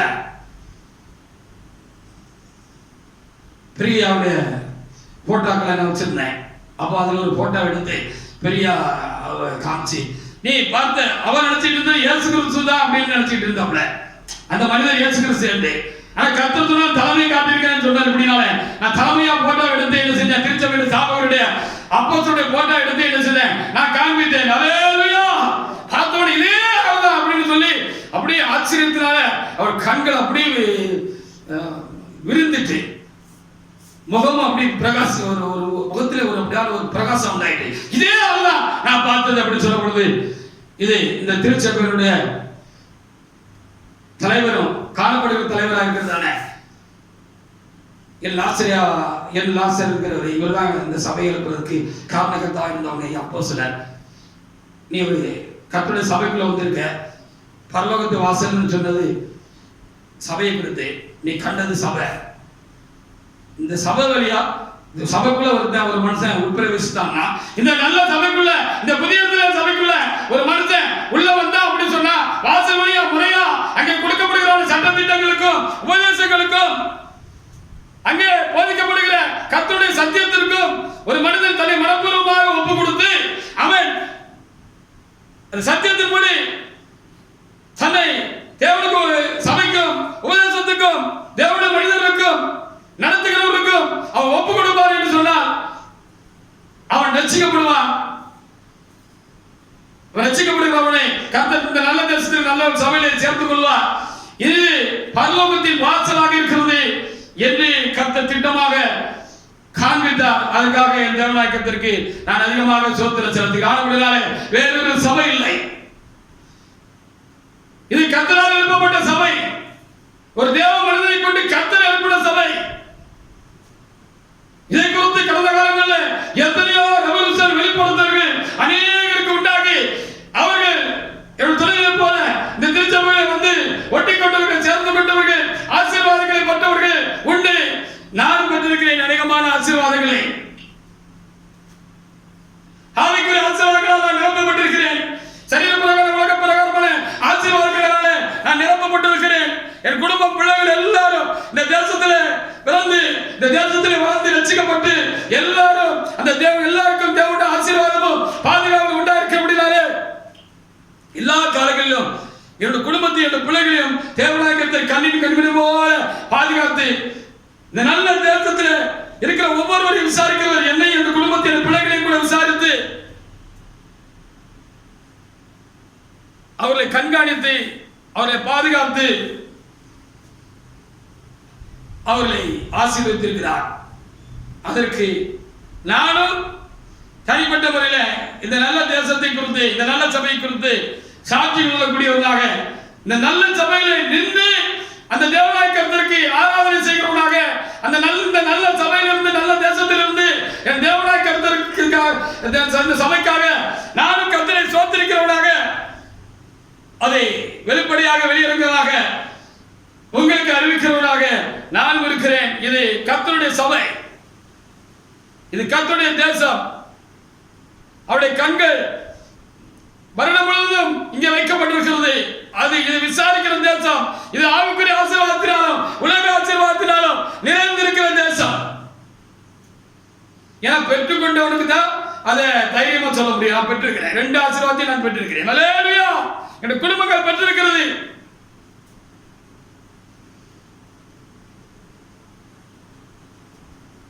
இது கர்த்தர் உலாவிற தோட்டமாக இருக்கிறது என்று சொல்லி உன்னத பாட்டுகள் 8ஆம் புத்தகத்தில் 11-12 வரைக்கும் வாசித்தீங்கன்னா அங்கே எழுதப்பட்டிருக்கிறது. இந்த தேசம், இந்த தோட்டம் கர்த்தருக்கு பிரியமான ஒரு தோட்டம்னு அங்கே எழுதியிருக்கு. ஆதியில ஏதேன் தோட்டத்தில் தேவனாகிய கர்த்தர் என்ன செய்தாரா? ஆதாமோடு ஏவாளோடும் தான் உண்டு பண்ணின மனிதனோடு கூட என்ன செய்தார்? அகமகிழ்ந்தார், உலாவினார், அவர்களோடு மகிழ்ந்தார், சந்தோஷப்பட்டார், இடைப்பட்டார்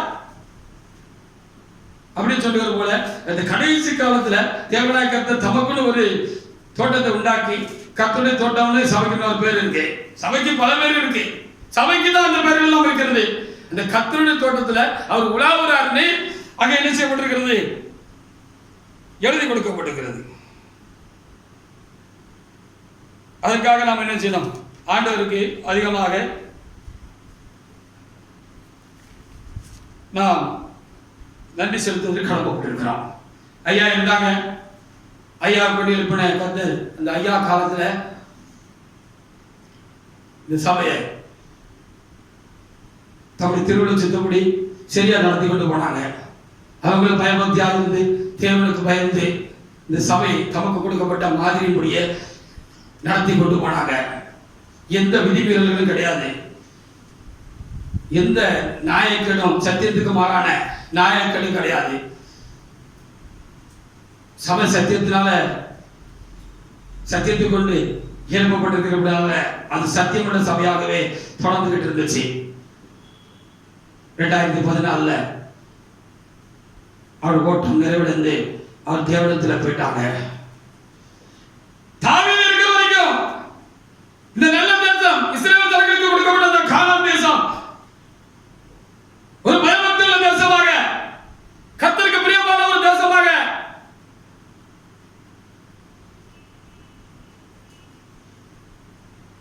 அது ஆசீர்வதிக்கப்பட்ட தேசமாக, குறைவற்ற தேசமாக, கர்த்தருக்கு பிரியமான தேசமாக அது இருந்துச்சு. அப்படி போல அந்த இந்த தலைவனும் இருக்கிற வரைக்கும், இந்த ஆவிக்குரிய தலைவரும் இருக்கிற வரைக்கும் வள்ளி புள்ளி மாறாம சபை கிரமமா ஒழுங்குமா ஓடிக்கிட்டு இருந்துச்சு. அல்லேலூயா. தாவீது போனாரு, சாலமோன் வந்தாரு. சாலமோனுக்கு அடுத்தால நிறைய ராஜாக்கள் வந்தாங்க. அவங்க எல்லாம் தேவனை விட்டு விட்டதுனால அந்த தேசம் பாழாய் போச்சு அப்படின்னு சொல்லி வேதத்துல எழுதப்பட்டிருக்கிறது. அந்த தேசம் பாழ்பட்டு போச்சு. அந்த கர்த்தர் விசாரித்த தேசம், அந்த கர்த்தருடைய கண்கள் எப்பொழுதும் வரும் பொழுதும் அந்த தேசத்துக்கு வைக்கப்பட்டிருந்தது சொல்லப்பட்ட தேசம், மலைகளும் பள்ளத்தாக்களுக்கு உள்ள தேசம், மலைத்தாட்சி இல்லாத தேசம், அந்த ஆவிக்குரிய தேசம், சர்வ ஆசீர்வாதங்களை நிரப்பப்பட்டிருக்கிற அந்த தேசத்துல தீமைகள் உள்ள புகழ ஆரம்பிச்சுட்டு. காரணம், தாவீது ராஜாக்கு பிற்பாடு சாலமோனே காலத்திலே அது தப்பா போச்சு. அடுத்து வந்த ராஜாக்கள் அதை கெடுத்து போட்டாங்க, மேலும் மேலும் கெடுத்து போட்டாங்க. கர்த்தர் பார்த்து வேதனைப்படுகிற தேசமா அது இருந்துச்சுன்னு சொல்லி ஏசியாவை கொண்டு தேவனாய் கர்த்தர் எழுதி செய்திருக்கிறாரு.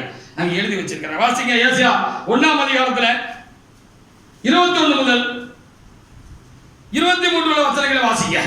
அந்த கர்த்தர் விசாரிக்கிற தேசத்தை, அந்த தெரிந்து கொள்ளப்பட்ட தலைவர்களுக்கு பிற்பாடு, தாவீது போன்றவருக்கு பிற்பாடு எழும்பின ராஜாக்கள் தலைவர்கள் என்ன செய்தார்கள்? அதை கெடுத்து போட்டார்கள் என்று சொல்லி வேதத்தில் எழுதப்பட்டிருக்கிறது. ஆனாலும் அந்த தேசத்து மேல கர்த்தருக்கு அக்கறை உண்டு, அந்த தேசத்து மேல கர்த்தருக்கு கரிசனை உண்டு. அந்த தேசத்தை முற்றிலுமாக வெறுத்துவதற்கு அவர் விருப்பப்படல. ஏனென்று சொன்னார், அது கர்த்தருடைய தேசம். ஏசாயா 1:21 முதல் 23 வரைக்கும் வசனங்களை வாசிக்கிறேன். அப்படி உண்மையுள்ள நகரம் எப்படி வேசியாய் போயிட்டு, அது ஒரு காலத்தில் நியாயத்தினாலே நிறைந்திருந்தது, நீதி அதில் குடிகொண்டிருந்தது. இப்பொழுது அதன் குடிகள் கொலைபாதகர், வெள்ளி களிம்பாயிற்று, நல்ல திராட்சைரசத்துல தண்ணி கலந்துட்டு தீமைகள் கலந்து விட்டது. உன் பிரபுக்கள் முரடரும் திருடரும் தோழருமாய் இருக்கிறார்கள். அவர்கள் ஒவ்வொருவரும் பரிதானத்தை விரும்பி கைக்கூலி நாடி திரிகிறார்கள். திக்கெட்ட பிள்ளைகள் நியாயத்தை விசாரிக்க மாட்டாங்க, விதவைகள் வழக்கு அவரிடத்துல ஏறுகிறது இல்லை அப்படின்னு சாலமோனுக்கு பிற்பாடு கர்த்தருக்கு துரோகம் செய்த ராஜாக்கள் காலத்துல அந்த நல்ல தேசம் பாழ்பட்டு போச்சு. இந்த ஆசீர்வாத தேசத்துல சாபம் குடிகொண்டு விட்டது. அதனால ஜனங்களும் பாதிக்கப்பட்டார்கள் அப்படின்னு சொல்லி அந்த தேசத்தை குறித்து ஆண்டவர் என்ன செய்யறாரு? இந்த நல்ல தேசத்தை குறித்து ரொம்ப ஆண்டவர் சங்கடப்பட்டதை ஏசாயா தீர்க்கதரிசி மூலமாக தேவனாய் கர்த்தர் இங்கே எழுதி செய்திருக்கிறார். திருவுளம் பற்றி இருக்கிறார், அவர் எழுதி வச்சு விட்டு என்ன செய்திருக்கிறாரு? போயிருக்கிறாரு அப்படின்னு சொல்லப்பட்டிருக்கிறது. உண்மையுள்ள நகரம் இப்படி எப்படி ஆச்சு? யாரால ஆச்சு? தாவீதுக்கு அப்புறம் தலைவர்களாக இருந்தவங்களால, ராஜாக்கள்னால அப்படி ஆச்சு.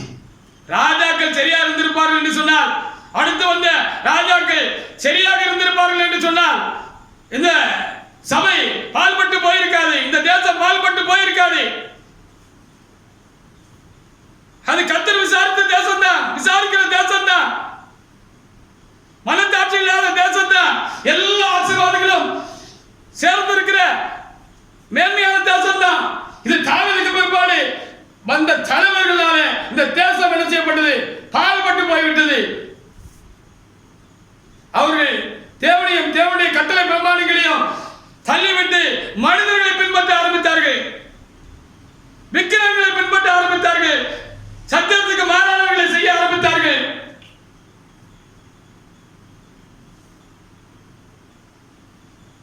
தேவ காரியங்களுக்கு துரோகம் பண்ணினார்கள், தேவனுக்கு துரோகம் பண்ணினார்கள்.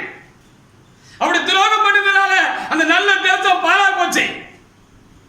தேவன் அந்த தேசத்தை கெடுக்கவில்லை, பாழாக்கவில்லை. அடுத்து வந்த தலைவர்கள் பார்த்த பார்வை இதை. அவர்கள்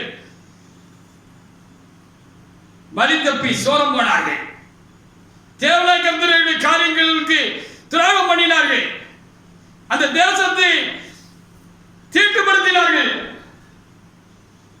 அங்கே இருந்த சந்தோஷத்தையும், அங்கே இருந்த மகிழ்ச்சியும், அங்கே இருந்த ஆரவாரத்தையும், அங்கே இருந்த ஆரப்பாடலையும் ஒளிய பண்ணினார்கள். அவருடைய பொல்லாத கிரியினாலே ஒளிய பண்ணினார்கள்.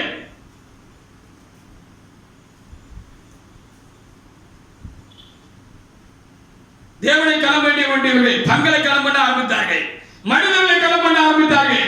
தங்களையே தேசத்து ஜனங்கள் களம் பண்ண வேண்டும் என்பதற்காக துணிகரமான காரியங்களை செய்தார்கள்.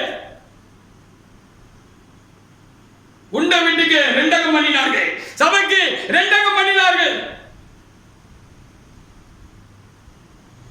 அப்படினால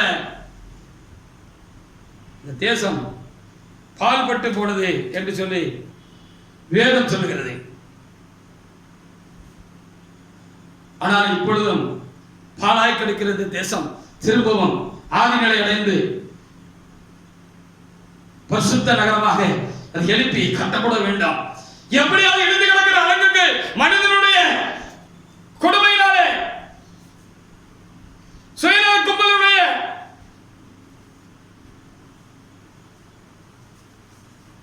கிரிகளாலே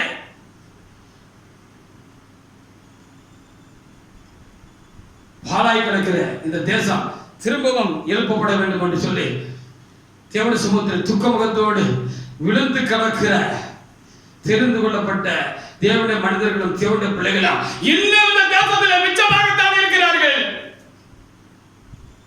அவருடைய கண்ணீர் ஒரு நாள் தேவனுடைய சமூகத்தில் எட்டும்.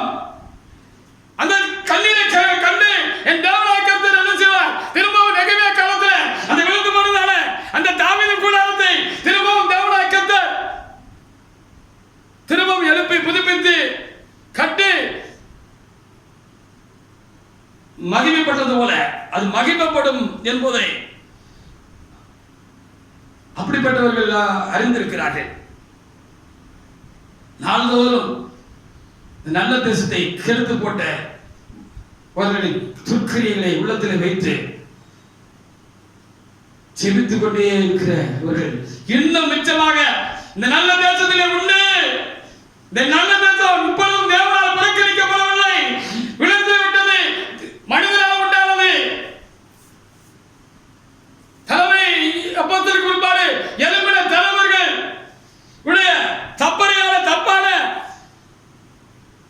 காரியங்களால் அது பாழாய் போனது, பாழாய் கிடக்கிறது. ஆனாலும் இது இப்பொழுதும் கர்த்தருடைய தேசம்தான். இந்த 10 ஆண்டுகளாக தேவனாகிய கர்த்தர் நடக்கிற ஒவ்வொரு காரியங்களையும் ரொம்பவும் கவனமாக பார்த்து கொண்டே தான் இருக்கிறார். அவருடைய கண்கள் இப்பொழுதும் இந்த தேசத்தின் மேல் தான் இருக்கிறது. இதற்கு காரணவாதிகள் யார்? இதை கெடுத்து போட்டவர்கள் யார்? சோழமானவர்கள் யார்? சத்தியத்தை குழி தோண்டி புதைத்தவர்கள் யார்?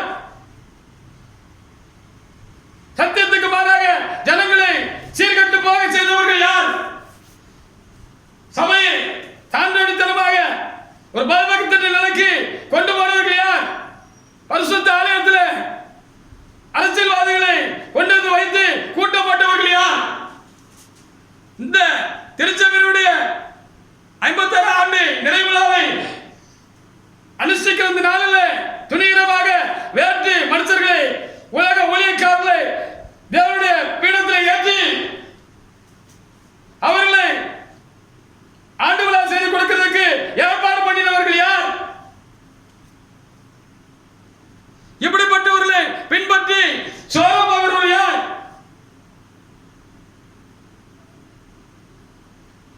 இப்படி மோசமான ஆட்களாக இவங்க இருக்காங்கன்னு தெரிஞ்ச பிற்பாடும்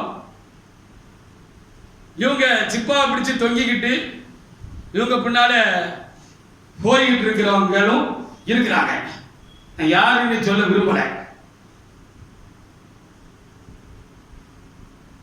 இந்த பெரிய சபையை சாபித்து தலை நிமிர்ந்து நம்மை நிற்க செய்த அந்த தலைமை அப்போஸ்தலருக்கு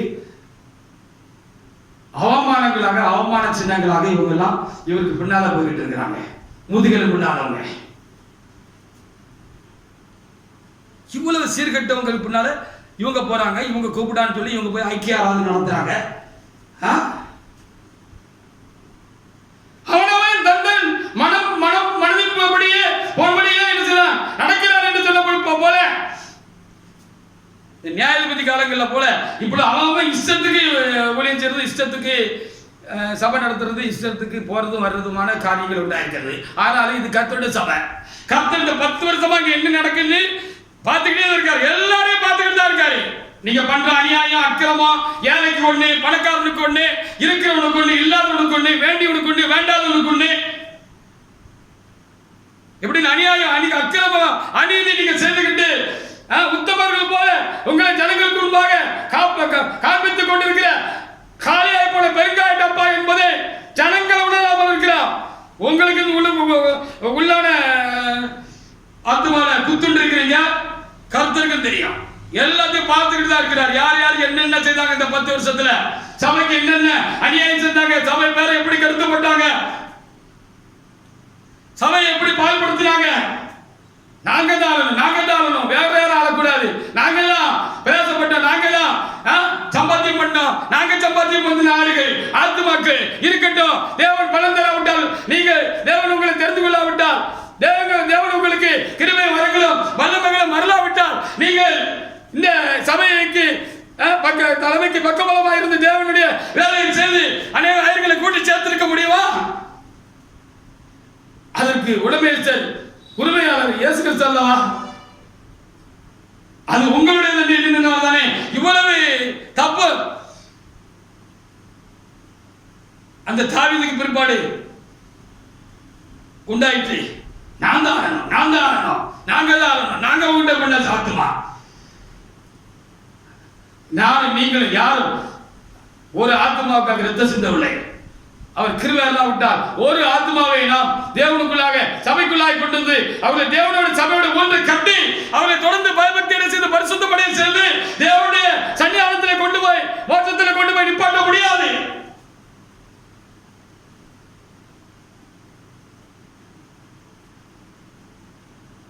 எல்லாம் எப்படி உண்டாயிட்டு? சாத்தானால கையாளுகளாய் போனவங்களால உண்டாயிட்டு.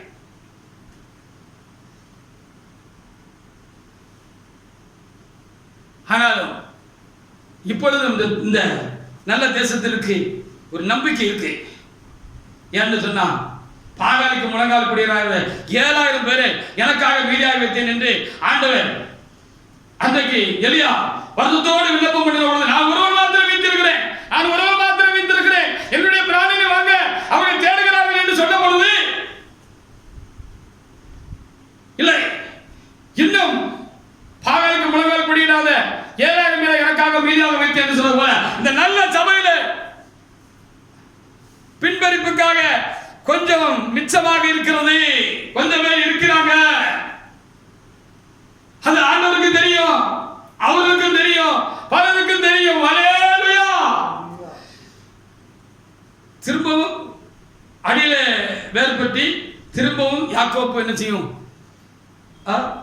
பூத்து காய்த்து தன் பலனால நிரப்பும் காலம் வரும்னு ஆண்டவர் கொஞ்சம் பேரை இப்பவும் இந்த புதியத்தில் சபைக்குள்ள வச்சிருக்கிறாரு. பக்தி விளக்கமுள்ள வச்சிருக்கிறாரு. சபைக்காக, சத்தியத்துக்காக துக்கப்படுகிறவர்கள, கண்ணீர் வடிக்கிறவர்கள, விழுந்து கிடக்கிறவர்கள, சொந்த குடும்பத்தில் உண்டான ஒரு ஏதோ ஒரு பெரிய துயரம் போல துக்கித்து நித்தமும் தேவனுடைய சமூகத்தில் விழுந்து கிடக்கிறவர்களை தேவன் வச்சிருக்கிறார்.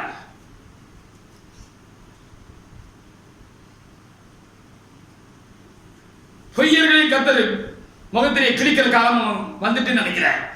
உண்மையாக தேவனுக்கு என்று நிற்கிற தேவனுடைய மனிதர்களையும் அவர்களோடு சேர்ந்த ஜனங்களையும் சபைக்கு முதலாவது எனக்காக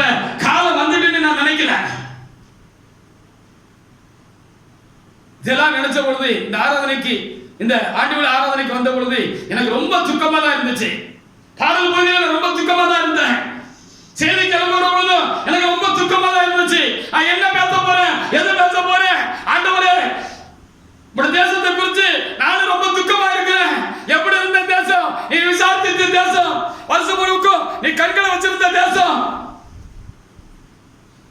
அதுக்குரிய ஆசீர்வாதங்களால் நிரப்பப்பட்டிருந்த தேசம், உலக ஆசீர்வாதத்துக்கு குறைவில்லாமல் இருந்த தேசம், ஒரு ஐக்கியம் அன்பும் அந்நியமா இருந்த தேசம், பரலோகத்தில் பரலோகத்துக்கு வாசலா இருந்த தேசம், இப்படி போயிட்டேன், நான் என்னத்தை போய் பேச போறேன் அப்படின்னு சொல்லி நான் தேவ சமூகத்துல துக்கத்தோட தான் எந்திரிச்சு கடந்து வந்தேன். ஹல்லேலூயா. இப்போ நான் பேசல, கர்த்தர் பேசுறாருன்னு நான் புரிஞ்சுக்கிறேன். அவரு இந்த சபை மேல எவ்வளவு ஆதங்கமாக, எவ்வளவு வைராக்கியமா இருக்கிறாரு. அது அவருடைய தேசம், அவரால் உண்டு பண்ண தேசம். இது கடைசி கால திருச்சபை, ஒரு தேவனுடைய விடுதலை கொண்டு எழுப்பப்பட்ட திருச்சபை. குட்டிச்சவராக்கிட்டீங்களே, அந்த சொந்த நலனுக்காக, நீங்க வாழணுங்கிறதுக்காக, மக்களை நயப்படுத்துறதுக்காக, மக்களை வசப்படுத்துறதுக்காக என்னெல்லாம் செய்யக்கூடாதோ அதெல்லாம் செஞ்சு இந்த சபையை சீரழிச்சு பண்ணீங்க. இத்தனை வருத்தமா இருக்கு எனக்குள்ள இருக்கிற ஆவியானவருக்கு. அவர் குமுறுகிறதை நான் பார்க்கிறேன்.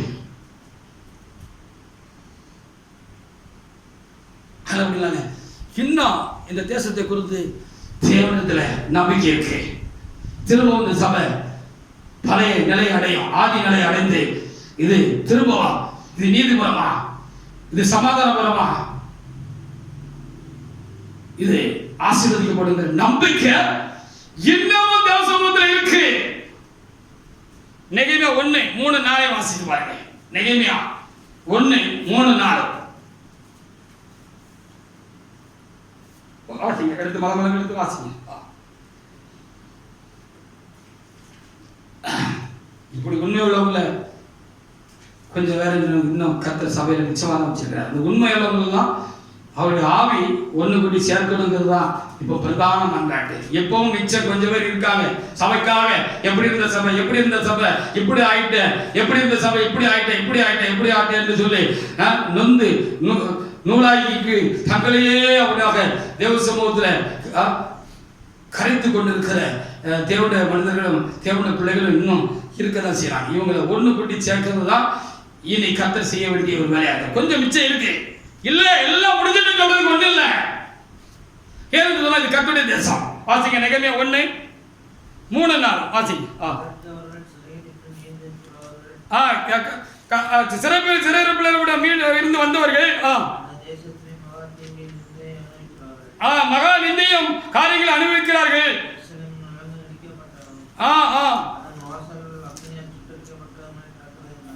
ஆமா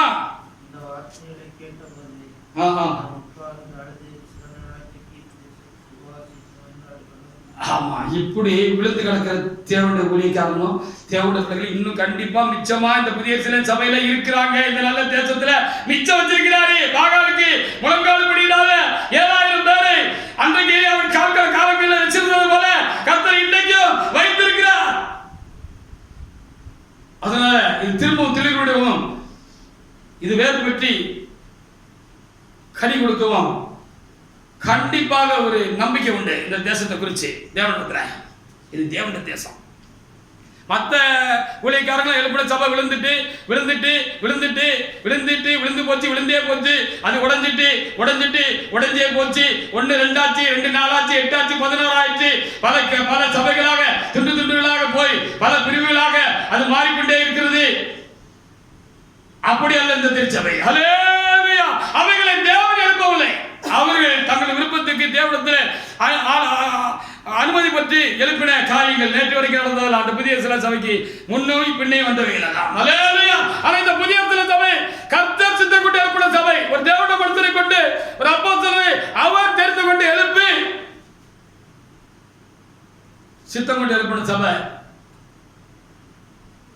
விழுந்தாலும் நீதிமான் விழுந்தாலும் 7 தடவை விழுந்தாலும் அவன் எழுந்திருப்பான் சொன்னது போல இது நீதிமானாக இயேசு கிறிஸ்துவின் சபை. ஆனபடினால இந்த சபை விழுந்திருக்கலாம், ஆனால் எழுந்திருக்கும். ஹல்லேலூயா. திரும்ப புது பலன் அடைந்து ஒரு உன்னதமான ஆவிக்குரிய சிலரை இன்னும் மிச்சமாக தேவனாய் கர்த்தர் இந்த புதிய எருசலேம் சபையிலே வைத்திருக்கிறார். இந்த நெகேமியா போல இந்த எஸ்ராவை போல தேவனாய் கர்த்தர் வச்சிருக்கிறார்.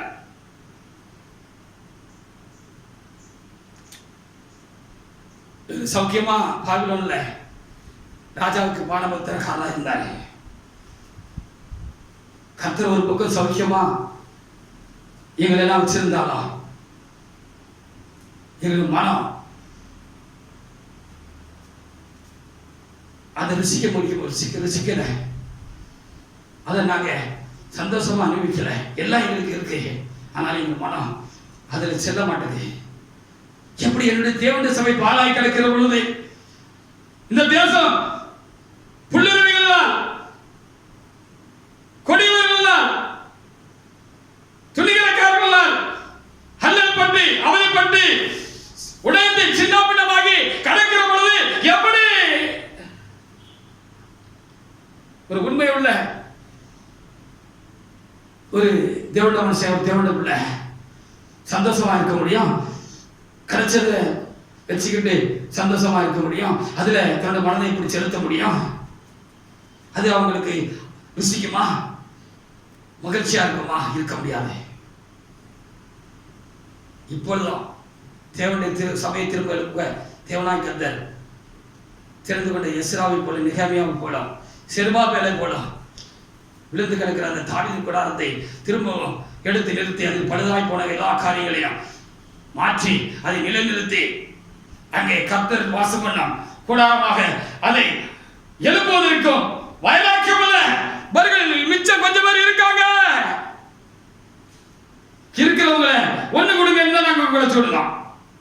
நீங்க தேவனிடத்தில் கேளுங்க, யார் கூட சேரணும்?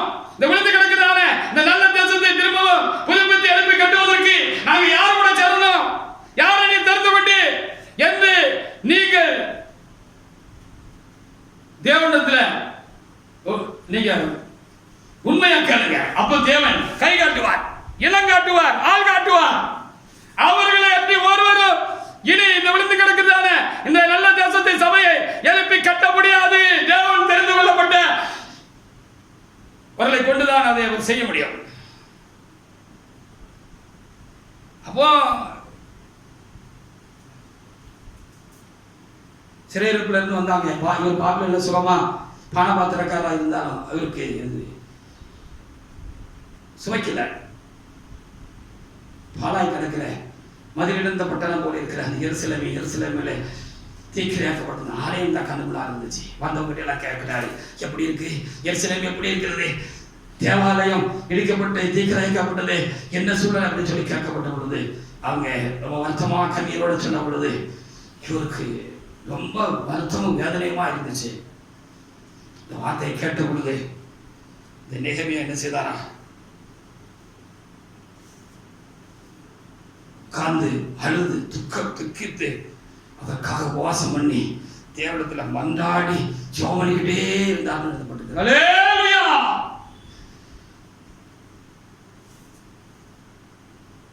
இவர்கள் தேவனுக்கும் அவர் தந்த நல்ல தேசத்திற்கும் தாங்கள் பெற்றுக்கொண்டான ஆசீர்வாதங்களுக்கும் ரட்சிப்பின் அனுபவங்களுக்கும்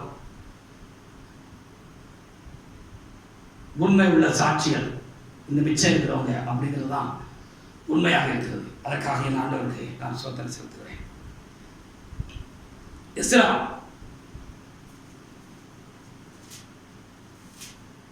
9:4 முதல் 6 வரைக்குள்ள வசனங்களை ஒரு தேவனுடைய எடுத்து வாசிக்கலாம். இப்பவும் இந்த மதிலிருந்த பட்டணம் போல சாத்தானுக்கு கைப்புலிகளாய் தங்களை விற்று போட்டவர்களால் பாலாய் கிடக்கிற இந்த தேசத்துல, இந்த தேசத்திற்காகவும் இந்த தேசத்தை திரும்பவும் எழுப்பி கட்டணுங்கிறதுக்காகவும் கர்த்தருடைய ஆலயத்தை கட்டணுங்கிறதுக்காகவும் தேசத்தை மதிலெல்லாம் கட்டி பலப்படுத்தணுங்கிறதுக்காகவும் வைராக்கியமும் அன்பும் கொஞ்சம் பேர் இருக்காங்க. மறுக்க முடியாத உண்மை தேவனுக்கு தெரியும். அவர்களை தேவன் ஆட்கொண்டு எச்சரிக்கிறார், கண்டிக்கிறார், கடிந்து கொள்கிறார்.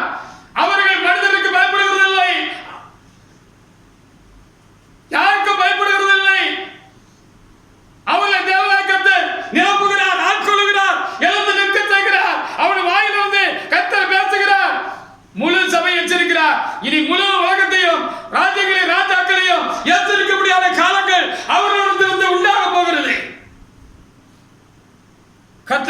இரத்த சாட்சிகளாக எடுத்து நிறுத்தும் காலம் ரொம்ப கிட்டத்தில் இருக்கு அப்படின்னு நான் உணர்றேன்.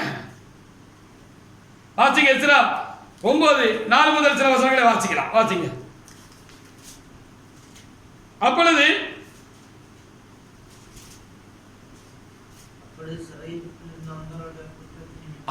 சிறையிலிருந்து வந்தவருடைய குற்றத்தின் நிமித்தம் இஸ்ரவேல் தேவனுடைய வார்த்தைகளுக்கு நடுங்குகிற யாவரும் என்னோட கூடிக்கொண்டார்கள். நானும் அந்திப்பொழி செலுத்த மட்டாக திகைத்தவனாக உட்கார்ந்திருந்தேன். யாரு? எஸ்ரா. வாசிங்க. அந்திப்பொழி இடத்துல நான் துக்கப்பட்டோடு இருந்து கிழித்துக் கொண்ட வசனத்தோடும் சால்வையோடும் முழங்கால் படியிட்டு என் கைகளை என் தேவனாக்கத்திற்கு நேராக விழுத்து, என் தேவனே, நான் என் முகத்தை என் தேவனாய உமக்கு முன்பாக ஏறெடுக்க வெக்கி கலங்குகிறேன். எங்கள் அக்கிரமங்கள் எங்கள் தலைக்கு மேலாக பெருகிருக்கிறது, எங்கள் குற்றம் வானம் பரியந்த வளர்ந்திருக்கிறது என்று சொல்லி இந்த தேசத்தில் காணப்படுறதான தீவுகளுக்காக வெக்கி கலங்கி எஸ்ரா என்ன செஞ்சானா, தன் வசனத்தை கிழிச்சுக்கிட்டு அவங்க தேவசமத்தில் அழுது விழுந்து எழுதப்பட்டிருக்கிறது. அன்னைக்கு மட்டும் தான் இருப்பாங்களா? இந்த கடைசி காலத்துல இந்த நல்ல தேசத்திற்காக பக்தி வராக்கி கொண்டு எல்லா சூழ்நிலையிலும் இடது பக்கம் வலது பக்கம் சாயாதபடிக்கு கர்த்தர் தமக்கு போதித்த தலைமை அப்போஸ்தலரை கொண்டு எழுப்பப்பட்டது சபையில. அந்த தலைமை அப்போஸ்தலர் மூலமாக கர்த்தர் கொடுத்த அவருடைய சத்தியங்களுக்கு, உபதேசங்களுக்கு, சட்ட திட்டங்களுக்கு, நடைமுறைகளுக்கு, நடத்திப்புகளுக்கு, ஆராதனைகளுக்கு எல்லாவற்றையும் ஒன்று மிசகாதபடிக்கு ஒளிமிக்கிறவங்க இன்றைக்கு வரைக்கும் கர்த்தரால் நடத்தப்படுகிறவர்கள் 1-2 பேர் கூட இல்லையா? இருக்காங்க, கொஞ்சம் பேர் இருக்கிறாங்க. ஹல்லேலூயா! அவர்களை கொண்டு கர்த்தர் திரும்பவும் இந்த தேசத்தை புதுப்பித்து எழுப்பி கட்டி முடிப்பார். ஹல்லேலூயா!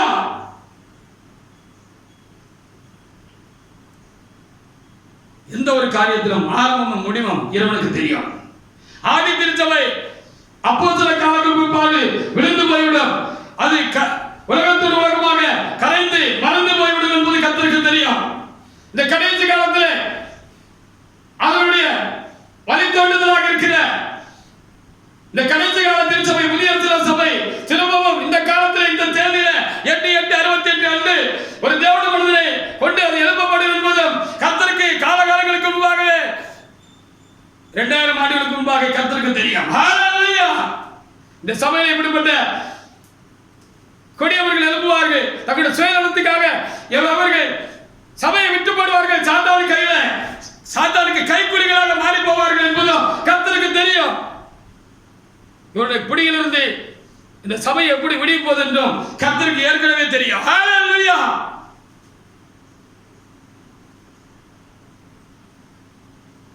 ஆனபடியால்தான் ஆதி திருச்சபைக்கு பேர் வைக்கல.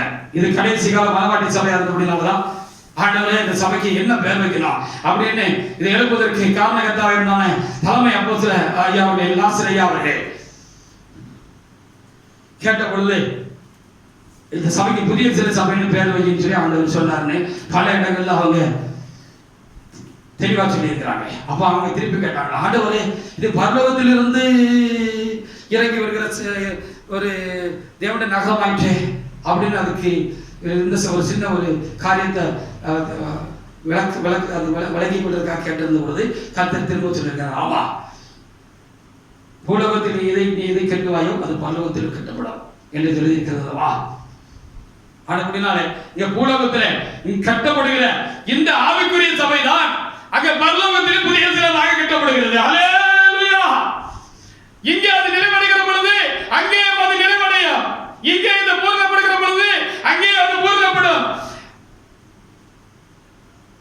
இது மனுஷருக்குள்ளே தேவனுடைய வாசஸ்தலமாக இருக்கிறது. தேவனுடைய வாசஸ்தலம், தேவன் வாசம் பண்ணுகிற ஸ்தலமாக இருக்கிறது. இது பூர்ணப்படுகிற பொழுது அங்கே பூர்ணப்படும். இந்த சபை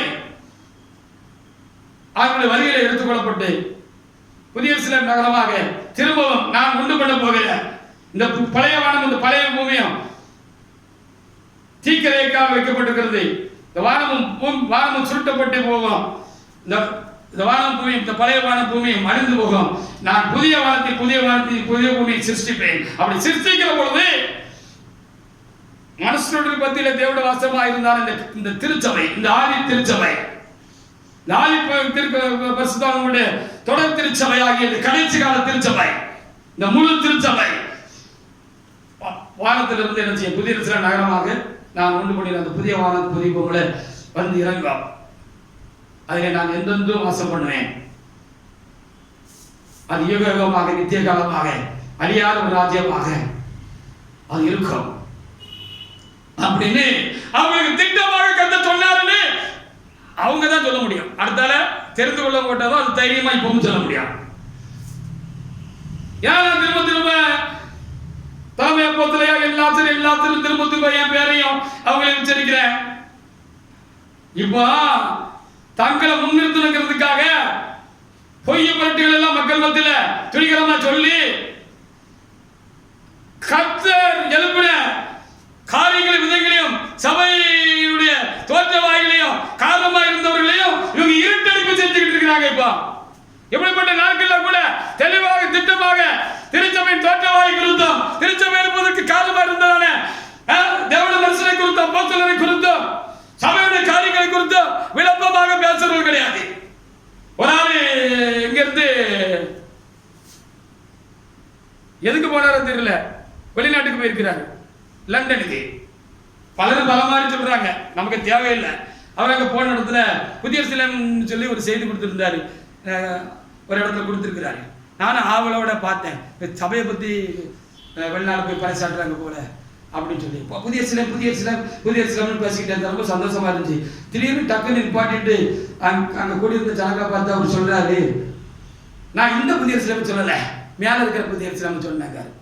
பல்ட்டி அடிச்சிட்டீங்களா? நீங்க சபையை கட்டுவீங்க, நீங்க சபையை கட்டுவீங்களா? சபை நல்லா இருக்கிறவங்க வந்து வண்டி கிட்டவங்க, சபை குறித்து மாத்தவங்க, சபை விழுதற்கு காரணமா இருந்த நீங்க இன்னைக்கு அதை மறைச்சிட்டு சபையை இன்னைக்கு நீங்க செய்றீங்க, வெளியே சொல்ல வெட்கப்படுறீங்க. நான் இந்த புதிய சிலம் சபையை சொல்லல, மேல இருக்கிற புதிய சிலம் சொன்னார். எனக்கு சீழ போச்சு. நீங்களா திரும்ப இந்த சபை எடுத்து கட்டுவீங்க, உங்க பின்னால போறவங்க இன்னும் உங்களை நம்பி ஏமாந்துகிட்டு இருக்காங்களே அப்படிங்கிறது தான் நம்ம வருத்தமான செய்யும். அவங்களுக்கு எப்போ கண்ணை தெளிவுப்பார் ஆண்டவர்னு தெரியல.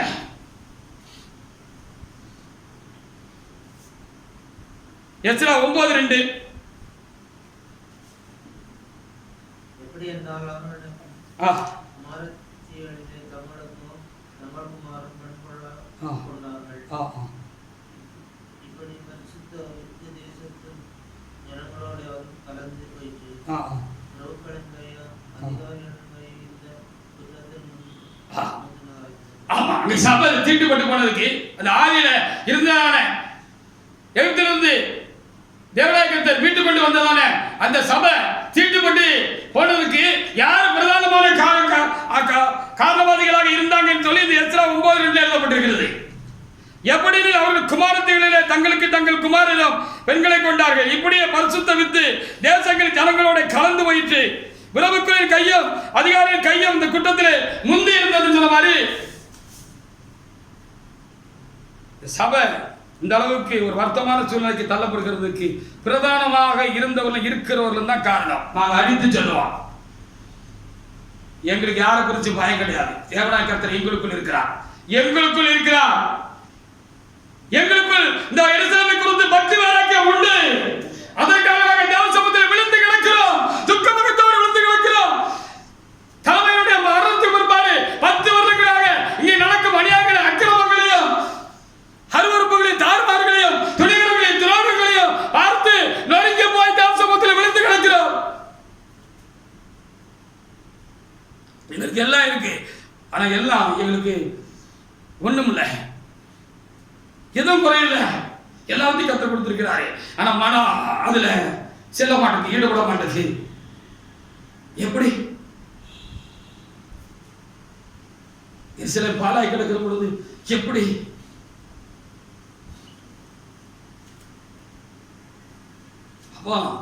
அன்னைக்கும் என்னைக்கும் பிரதானமாக இருந்தவங்களால தான் தேசம் கெட்டு போச்சு.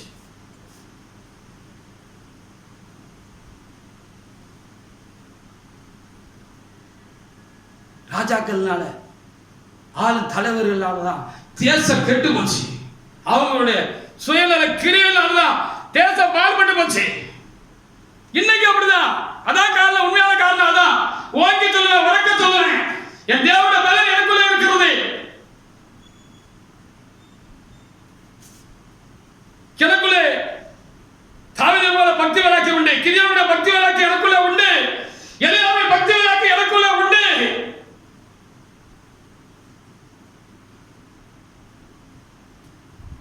எனக்குள்ளே அந்த பக்தி விளக்கம் உள்ள தேவனும் உண்டு. உனக்கு சொல்றேன், தைரியமா சொல்றேன்.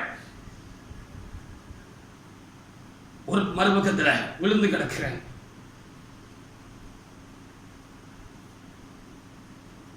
திரும்பவும் அந்த ஆதினாலே உண்டாகணுமே. ஏசாயா 66 10 முதல் 12 வசனங்களை வாசிக்கிற பொழுது, எருசலேமையாக இந்த தாய் முச்சரிஞ்சு கிடக்கிறாளே, காயப்பட்டு கிடக்கிறாளே, உயிர் தப்பி பிழைப்பாலோ எப்படின்னு எண்ணுகிற அளவுக்கு மிக மோசமான நிலைமையில இருக்காளே. இவ திரும்பவும் உயிர் பெற்று காயங்கள்லாம் மாறி திரும்பவும் பலப்பட்டு யவனேஸ்வரியா அழகுள்ள ஒரு தாயா அவ எழுப்பி எப்போ நிற்காதோ அப்படின்னு சொல்லி அதுக்காக துக்கப்படுறவங்க அந்த ஸ்ரீ திரும்பவும் ஆதி அழகை பெற்றுக் கொள்கிற பொழுது அவளோட சேர்ந்து அவளுக்காக துக்கப்பட்டவங்களும் சந்தோஷமா இருப்பாங்க. அல்லேலூயா. அந்த துக்கப்படுத்தினவங்களும் அந்த ஸ்ரீயை வெட்கப்படுத்தினவங்களும் கண்டிப்பாக அந்த ஆசீர்வாதத்துக்கு சுதந்திரவாளியாக அந்த காலங்களில் இருக்க மாட்டார்கள். அவர்களுக்கு அந்த காரியம் விளக்கப்பட்டு விட்டது. அறியாம செஞ்சவனுக்கு சில அடிகள், அறிந்து செஞ்சவங்களுக்கு அநேக அடிகள் என்று சொல்லி ஏதோ திட்டமாக சொல்கிறது.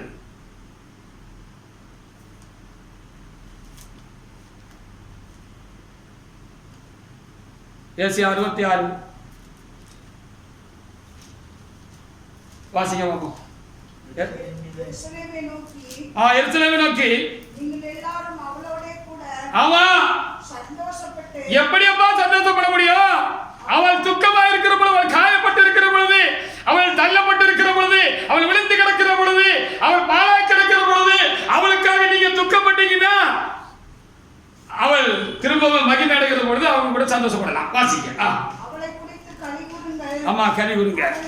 துக்கிக்கிற நீங்கள் எல்லாரும் அவளோடு கூட மிகவும் மகிழுங்கள். ஆமா, ரூம் போட்டு யோசித்து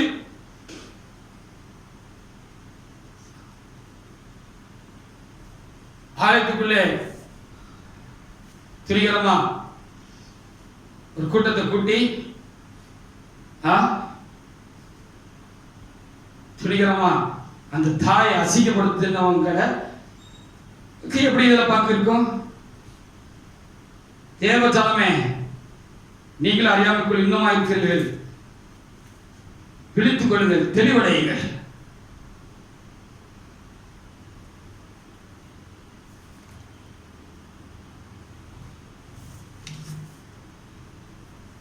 எப்ப விழிச்சுக்கிட போறீங்க? தேவஜாலமே, எப்ப விழிச்சுக்கிட போறீங்க?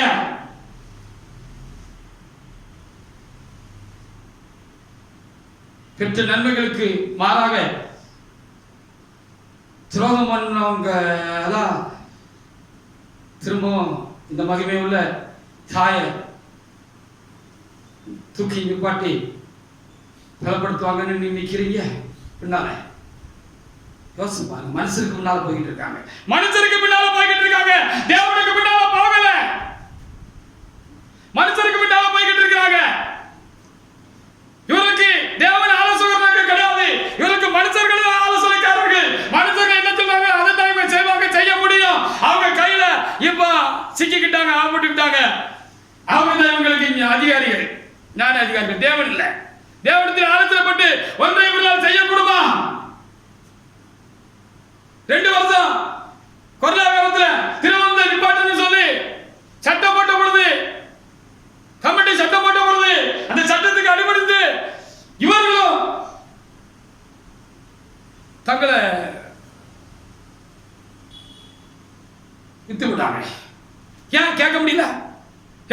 இது அஸ்திபார உபதேசத்துல 7 உபதேசங்கள் இது ஒரு முக்கியமான உபதேசம். திருச்சபையின் அஸ்திபார உபதேசத்துல ஒண்ணு. இதை நாம் நீண்ட காலத்துக்கு அனுஷ்டிக்காம இருந்தோம்னா ரட்சிக்கப்பட்ட ஆத்மா, அந்த ஆத்மா இந்த திருவிருந்தில் பங்கு கொள்ளல, அந்த சாக்கிரமத்தில் பங்கு கொள்ளல சொன்னா, கிறிஸ்துவின் மாம்சத்தையும் ரத்தத்தையும் புசிக்கலன்னு சொன்னா அது செத்து போயிருப்பா. அவர் வருகிற வரைக்கும் இதை நம்ம திருச்சபையில கை கொள்ளணும். நானே நீடி இருக்கமோ இல்லையோ, ஆண்டு வருகிற வரைக்கும் திருச்சபை இருக்கும். திருச்சபையில இதை ஒழுங்குக்கிறவமா கை கொள்ளணும். இந்த மாதிரி காரியங்கள்ல நமக்கு இறை சட்டம் தான் முக்கியம். உலக சட்டம் முக்கியம் இல்ல, ராஜாக்கு அரசாங்கம் போடுற சட்டம் முக்கியம் இல்ல அப்படின்னு சொல்லி அதை எதிர்த்து கேட்க முடியல. உங்களால கேட்டீங்களா? கேட்கிறோம். கேட்டீங்களா? கேட்கிறோம். அப்படி நீங்க கேட்டிருந்தீங்கன்னா நீங்க மனுஷ ஆளுகைக்குள்ள கைக்குள்ள இல்ல. உங்களுக்கு கீழே இருக்கிற உங்களுடைய சபையும் உங்களுக்கு கீழே இருக்கிற மக்களும் தேவ ஆளுகைக்குள்ள இருக்காங்கன்னு நாங்க மெச்சுக்கிட்டு இப்ப தொலைங்க உங்க கூட வந்துடுறோம். இந்த 10 வருஷங்காக எல்லாருடைய முழு உருவமும் முழு காரியங்களும் தெரியும்படியாக கர்த்தர் சத்தம் கட்டாம அமைதியா இருக்கிற மாதிரி இருந்துட்டு இருந்தார். எல்லாருடைய முகமும் அவங்களுக்கு இன்னொரு முகம் இருக்குங்கிறது அவருக்கு மாத்திரமே எல்லாருக்கும் தெரியட்டுங்கிறக்காக.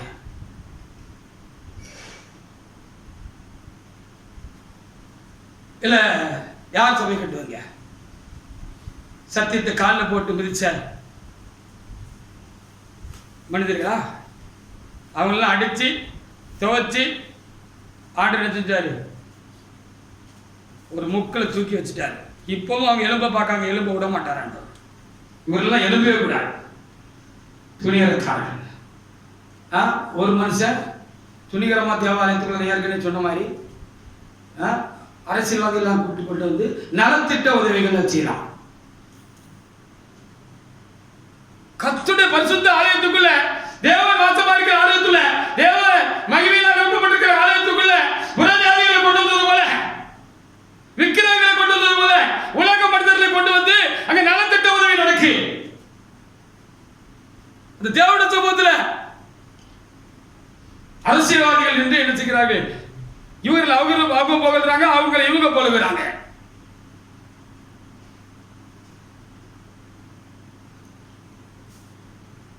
தேவனுடைய ஆலயம் தீட்டுப்பட்டப்பட்டிருக்கிறது. இவர்களை கொண்டா கர்த்தர் சபையை கட்டுவார்.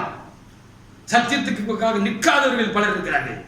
இவருக்கு பின்னால வால் பிடிச்சிட்டு போறவங்க இருக்கிறாங்க.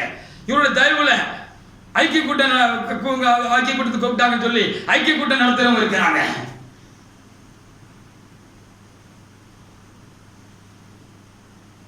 இவங்க முன்னிலையில திருவிழத்தை சாப்பிட்டு குப்பில ஊத்தி குடிக்கிறாங்க, வாங்கி குடிக்கிறாங்க.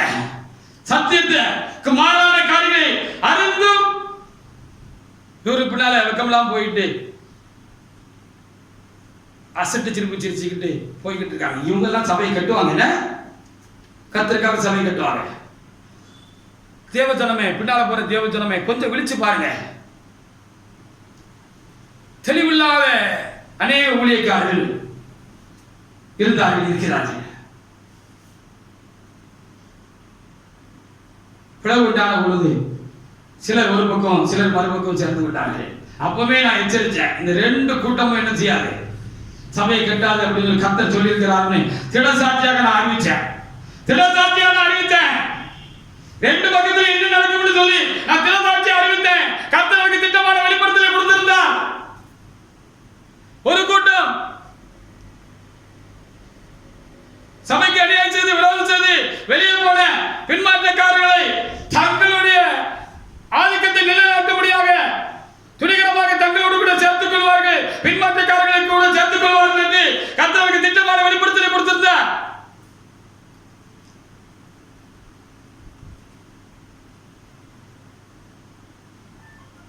மறுபக்கம் சத்தியத்தை மீறி சத்தியத்துக்கு மாறானவர்களை அவர்கள் சபையில உண்டு பண்ண போராடுவார்கள், ஆனாலும் தோற்று போவார்கள் என்று கர்த்தர் எனக்கு சொன்னார். இது கர்த்தருடைய தேசமாக சபையா இருக்கும். துணிகரமா இந்த சில காரியங்களை செய்யறவங்க அடிச்சு கர்த்தருக்கு என்ன செய்வார், கிளத்திடுவார். ஆமாம், கட்டல் கிடையாக்கிறார். இனி இப்படி ஆக்க வேண்டிய சில மனிதர்கள் நடமாடி கொண்டிருக்கிறார்கள். எப்போ கர்த்தருடைய அந்த மேஜர் ஆபரேஷன் நடக்கும்னு எனக்கு தெரியல. திடீர்னு அந்த மேஜர் ஆபரேஷன் நடக்கும், அடித்து தள்ளி கட்டல் கிடையாக்கிறார். இவங்க ஊழியம் செய்ய முடியாம ஊழியத்தை ஸ்டாப் பண்ணி கொண்டுறார். பரிசுத்த ஆவியை உங்களை விட்டு எடுத்து போடுவார். சீக்கிரத்தில் இது நடக்கும்.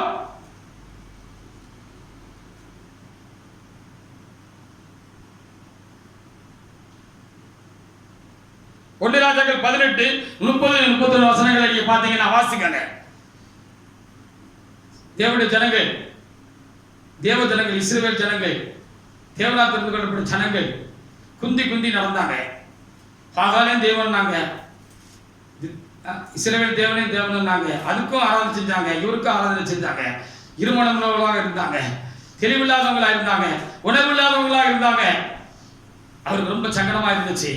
அவங்களை கூப்பிட்டு நீங்க எந்த மட்டும் நீங்க குந்தி குந்தி எப்படி திருவீங்க? கர்த்தர் தேவமானால் தெய்வம் மட்டும் சொல்லுங்க, பாகால் தேவன்னா தேவம்னு சொல்லுங்க. இப்படி ரெண்டு கட்டா வாழ்க்கை வாழாதீங்க, இருமண உள்ளவங்களாக ரெண்டுக்கும் சேவை செய்யறவங்களா இருக்காதீங்க அப்படின்னு சொல்லிட்டு இது சரி பண்ணணும்னா முதல்ல என்ன செய்யணும்? அங்க அதனால அங்க கர்த்தருடைய பலிபீடம் எண்ணமற்று அது தகர்ந்து போய் இருந்துச்சா. அதனால கர்த்தருடைய பலிபீடம் எண்ணம் பற்றி தகர்ந்து போயிருந்துச்சா. அந்த தகர்ந்து போயிருந்த பலிபீடத்தை என்ன செஞ்சாரா? அவர் முதல்ல செப்பனிட்டார், சரி பண்ணார்னு சொல்லி இருக்கப்பட்டிருக்கு. அல்லேலூயா.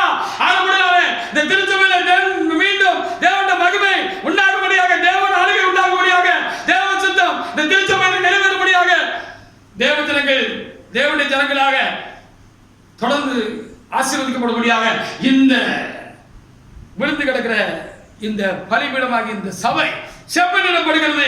தேவனுடைய காரியமா இருக்கிறது. தேவனுடைய மனிதர்களை கொண்டு அதை செய்வார், தெரிந்து கொள்ளப்பட்டவர்களை கொண்டு அதை செய்வார். சபையை திரும்பவும் செப்பனிடுவார். இந்த வருடத்தின் ஆரம்ப நாட்கள்ல கர்த்தர் சொன்னது, இந்த ஆண்டில் திருச்சபையில் காணப்படும் தீமைகள் வேற இருக்கப்படும் என்று சொல்லி இருக்கிறார். ஒருவேளை அது இந்த நாளாக இருக்கலாம். இந்த நாளில் இருந்து தொடங்கலாம் என்று எண்ணுகிறேன். திருச்சபையில் காணப்படுகிற தீமைகளை நான் வேற இருப்பேன் என்று சொல்லி இருக்கிறார். வேற இருக்கப்பட வேண்டியவர்களும் வேற இருக்கப்படத்தான் வேண்டுமோ என்று கவலையாக இருக்கிறது, வருத்தமாக இருக்கிறார். அப்போ இந்த பலிபீடத்தை அவரு செப்பனிட்டார் அப்படின்னு சொல்லி அங்கே தெளிவாக எழுதப்பட்டு செப்பனிட்டு அதுக்கப்புறம் அதில் அதை தகுதிப்படுத்தி பரிசுத்தப்படுத்தி அதை ஆசீர்வதித்து அதில் எலியா பலி செலுத்தின பொழுது வானத்திலிருந்து தேவாக்கினி இறங்கி அந்த பலிபீடத்தை பட்சித்தது கர்த்தர் அந்த பலியை ஏற்றுக்கொண்டார்னு சொல்லப்பட்டிருக்கிறார். அந்த காலம் திரும்ப, அந்த பொற்காலம், இந்த இருண்ட காலம் மாறி திரும்பவும் உண்டாக போகிறது. நினையாத நேரத்தில் தேவனாய் கர்த்தர் இந்த வேலையை செய்வார். அதற்காக துக்கப்பட்டவர்களுக்கு அது கலிகூறுகிற காலமாக இருக்கும்.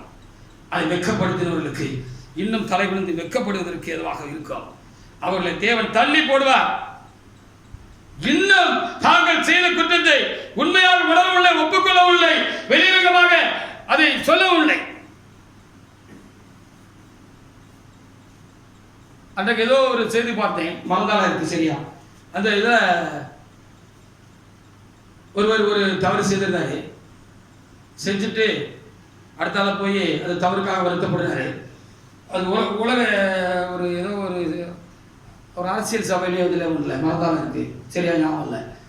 அப்போ அவர்கிட்ட போய் நான் தவறு செஞ்சுட்டேன், நான் செஞ்சது தப்பு தான், நான் ஒத்துக்கொள்ளுவேன் அப்படின்னு சொல்லிக்கிற பொழுது அந்த நிர்வாகம் என்ன சொல்லுது அப்படின்னு சொன்னா, இல்லை இது நீங்க எல்லாரும் காணும்படியாக நீங்க இந்த தப்பை செஞ்சுட்டீங்க, செய்யக்கூடாத ஒரு தவறை நீங்க செஞ்சுட்டீங்க, சொல்லிட்டீங்க, பேசிட்டீங்க. இப்போ நீங்க ரகசியமா வந்து இதை சரி பண்ண முடியாது. இது எல்லாருக்கும் தெரியும். நீங்க எப்படி இந்த தப்பை பேசுறீங்களோ சொன்னீங்களோ அதே போல இப்ப நீங்க என்ன செய்யணும்னா எல்லாருக்கும் தெரிய வெளியிறக்கமாக இதை நீங்க செஞ்சது தப்புன்னு நீங்க ஒத்துக்கிடணும். அப்பதான் உங்க காரியத்துக்கு ஒரு தீர்வு நாங்க செய்ய முடியும் அப்படின்னு அவங்களே சொல்றாங்க. தேவ காரியத்தில் துணிகரமாக நீங்க கவலை செய்து விட்டு தேவனுடைய தெய்வீக திருச்சபையுடைய மேன்மைகள் எல்லாம் அசிங்கப்படுத்தி விட்டு தேவனிடத்தில் தனியாக நான் மன்றாடிட்டேன், மன்னிப்பு கேட்டுட்டேன், இன்னும் இதை குறித்து இவங்க பேசுறாங்க, மன்னிக்க சித்தம் இல்லாதவங்கன்னு எங்க பேசிக்கிட்டு இருக்கிறீங்க? அப்பாவி மக்களை ஏமாத்திக்கிட்டு இருக்கிறீங்க. நீங்க எப்படி வெளியேறமாக நீங்கள் இந்த காரியத்தை நீங்கள் செய்தீர்களோ அதே போல திருச்சபையை கூட்டி, ஜனங்களை கூட்டி, நீங்கள் கூட்டின ஊழியக்காரரை கூட்டி அவருக்கு முன்பாக இப்படி செய்தது ரொம்ப வருத்தமான விஷயம் தான், தப்பு தான். நானும் தட்டி கேட்டிருக்கணும், நானும் தட்டி கேட்கல, நானும் அன்னைக்கு உண்மையா அமைதியா இருந்தேன், அது தப்பு தான் அப்படின்னு நீங்க சொல்லுங்க. நாளைக்கு உங்க கூட வந்து நாங்க சேர்ந்து கொள்ளுறோம்.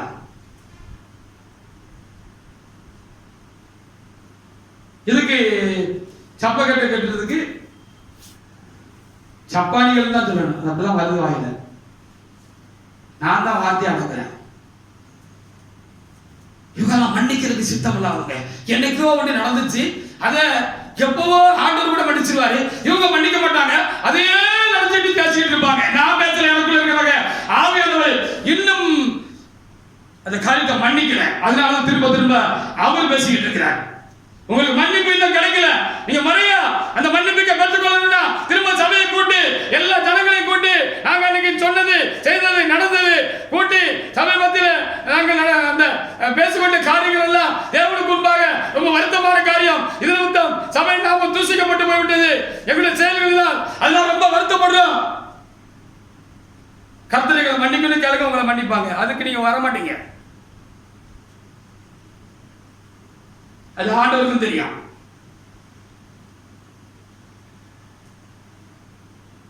அப்போ சபை திரும்பவும் செப்பனிடப்பட வேண்டும். திரும்பவும் தேவனுடைய மகிமை தேவ சபையை நிரப்பணும். அதை கர்த்தர் தம்முடையவர்களை கொண்டு செய்வார். ஏசாயா 24:23 வாசிங்க. ஏசாயா 24:23.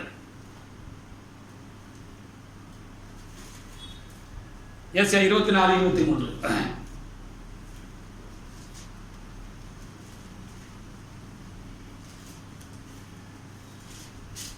அப்பொழுது சேனையின் கர்த்தர் சீயோன் மலையிலும் எருசலேமிலும் ஆளுகை செய்வதால் சந்திரன் கலங்கும், சூரியன் நாணமடையும், அவருடைய மூப்பொருளுக்கு முன்பாக மகிமை உண்டாகும். திரும்ப ஆதி மகிமை உண்டாகும். அது நீதிபுரம், சமாதானபுரம் அப்படின்னு அது அழைக்கப்படுற மாதிரி அது திரும்பவும் புதுப்பிக்கப்படும், எழுப்பி கட்டப்படும். தேவன் திருச்சபை நகர இயேசு கிறிஸ்து தம்முடையவர்களை கொண்டு, மிச்சமாக இருக்கிற தம்முடையவர்களை கொண்டு அவர் என்ன செய்வார்?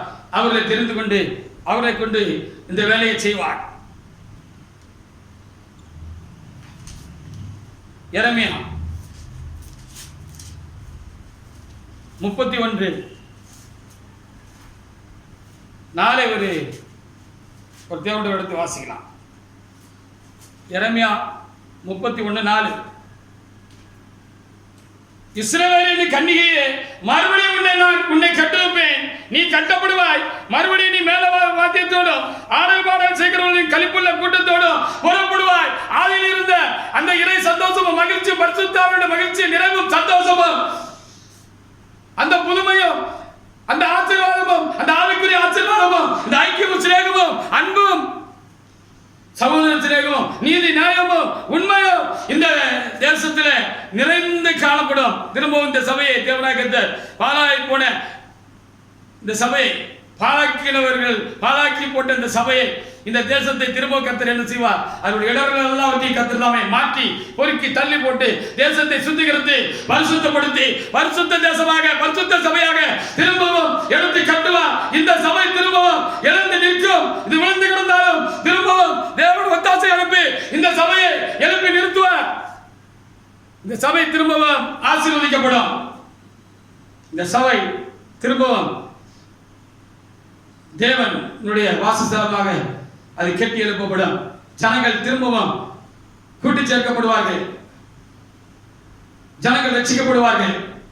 ஆதி நாட்கள்ல பாவத்தின் மேல் விடுதலை உண்டானது போல எல்லா நாட்கள்ல திரும்பவும் அந்த நாட்கள்ல பாவத்தின் மேல் விடுதலையும் வெற்றியும் சாத்தான குடியிலிருந்து ஒரு விடுதலையா தேவனுடைய ஐக்கியமும் உண்டாகும். சபை மக்கள் எவ்வளவு ஜனங்களாக, பரிசுத்த ஜனமாக, ஆசீர்வதிக்கப்பட்டவர்களாக இந்த சபையில தொடர்ந்து வளம் வருவார்கள். தேவனுக்கு ஆராதனை செய்வார்கள். இந்த சபை பூர்ணப்பட்டு இந்த சபையால் இருக்கிற வருகிற யாரும் பூர்ணப்பட்டு வருகைக்கு அழைக்கப்படுவார்கள். இது கர்த்தரால் ஆகும். யோவேல் 2:11 வாசித்து முடிக்கலாம். அதற்கென்று என் தேவனாகிய கர்த்தர் தம்முடைய சேனையை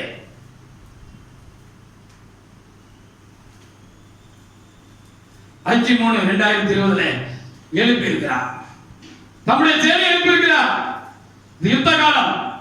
சபையில காணப்படும் தீமைகள் எல்லாம் வேதனைக்கப்பட வேண்டும் என்று சொன்னால் அதற்காக வீறு கொண்டு தைரியம் கொண்டு எழும்பு வேலை செய்யறவங்க தைரியமாக திடச்சாட்சியாக தப்பு செய்தவர்களே தைரியமாக தேவனுடைய நாமத்தினாலும் ஆவியினாலும் கண்டிக்கிறவர்களும் ஊழியம் செய்கிறவர்களும் தேவையா இருக்கிறார்கள். வாசிங்க.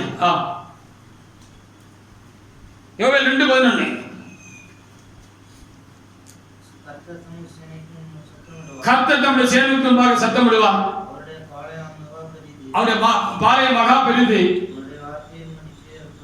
அவருடைய வார்த்தைப்படி செய்ய வல்லவர். சொன்னா இது செய்யும். போதும். அவர் வார்த்தைப்படி இது செய்ய வல்லமை உள்ளது. அவர் சொன்னார்னா அதை செய்யறதுக்கு வல்லமை உண்டு. பயப்பட மாட்டாங்க. பயப்பட மாட்டோம். யாருக்கும் பயப்பட மாட்டோம். மனுஷர்களுக்கு பயப்பட மாட்டோம். தேவனுக்கு பயப்படுவோம். உண்மை உள்ள தேவனுடைய மனுஷர்களுக்கு பயப்படுவோம். இறைவனுடைய சட்ட திட்டங்களுக்கு சத்தியத்துக்கு பயப்படுவோம். பயப்பட வேண்டியவர்களுக்கு பயப்படுவோம். பயப்படக்கூடாதவர்களுக்கு சாத்தானுக்கு அவனுடைய கைக்கூலிகளுக்கு நாங்கள் ஒரு காலம் பயப்பட மாட்டோம். அது சபைக்குள்ள இருந்தாலும் சரி, உலகத்தில் இருந்தாலும் சரி, இங்க இருந்தாலும் சரி. அப்படிப்பட்ட ஒரு விசேஷத்த வல்லமையும் ஆவியும் கர்த்தருடைய சேனையில் இருக்கிற தேவனுடைய மனிதருக்கும் ஊழியக்காரர்களுக்கும் எப்பொழுது உண்டு, இனியும் உண்டு. அவருடைய வார்த்தைப்படி செய்ய அந்த சேனை வல்லமை உள்ளது என்று ரொம்ப தெளிவாக அதில் எழுதப்பட்டிருக்கிறது. ஏன்னா இந்த சேனை எழுப்பினவர் தேவனாய் கர்த்தராக்கம் சபையிலிருந்து எழுப்பியிருக்கிறார். சபைக்காக எழுப்பியிருக்கிறார். அந்த சேனை மட்டும்தான் இப்ப சபையா இருக்கு. அதான் ஏன் அப்படி சொல்றாங்கன்னா அதுதான் எல்லா கால சூழ்நிலையிலும் தலைமையா மரணத்துக்கு பிற்பாடு 10 வருட காலமாக வள்ளி புள்ளி மாறாம வடதுபடி ரொம்ப சாயாம அவருக்கு கொடுக்கப்பட்ட கட்டளை பிரமாணங்களையும் சத்தியங்களையும் சரியாக நடைமுறையில் வைத்திருக்கிறார்கள், நடக்கிறார்கள். கர்த்தர் தமது சேனைக்கு முன்பாக சத்தமிடுவார். இந்த சேனைக்கு கர்த்தரே அதிபதியாக இருக்கிறார். சேனையில் கர்த்தர் இந்த சேனைக்கு அதிபதியாக இருக்கிறார். இந்த மாலயம் இன்றைக்கு இந்த பாளையம் சொற்பமாக அற்பமாக பார்க்கிறவங்கெல்லாம் நெகமையா அன்னைக்கு அலங்கத்தை கட்டுக்கிற பொழுது ஒரு நரி ஏறி போனா என்ன செஞ்சிடும்? இவங்க மதிலே இடிஞ்சு போயிருந்து சொல்ற மாதிரி அற்பமா தான் இருக்கு. ஹல்லேலூயா! உங்க வாயெல்லாம் அடைக்கிற மாதிரி கர்த்தர் அடுத்தால அவருடைய வேலையை காமிக்கிற பொழுது பயம் உண்டாகும். இந்த சேனையை குறித்து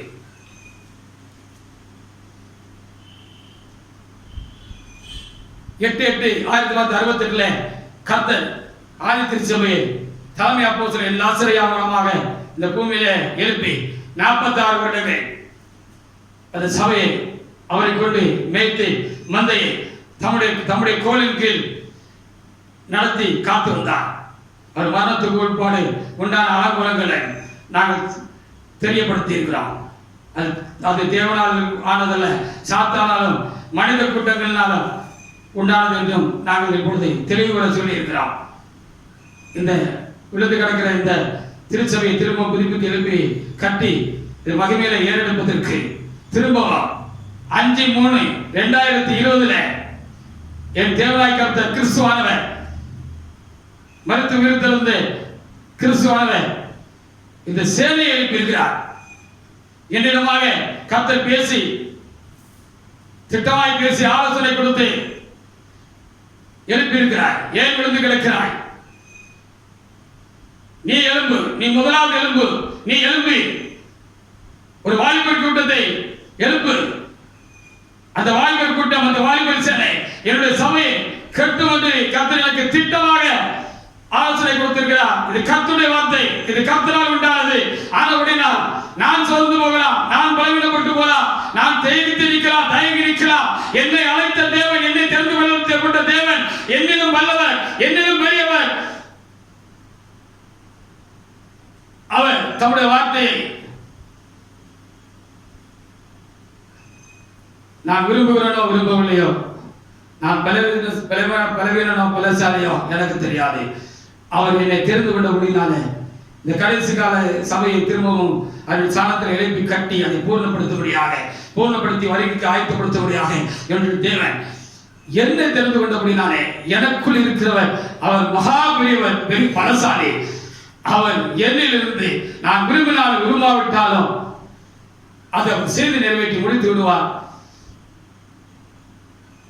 அந்த தைரியமும் பலனும் அந்த ஆவியும் வல்லமையும் தேவனால் எனக்கு கையளிக்கப்பட்டிருக்கிறது.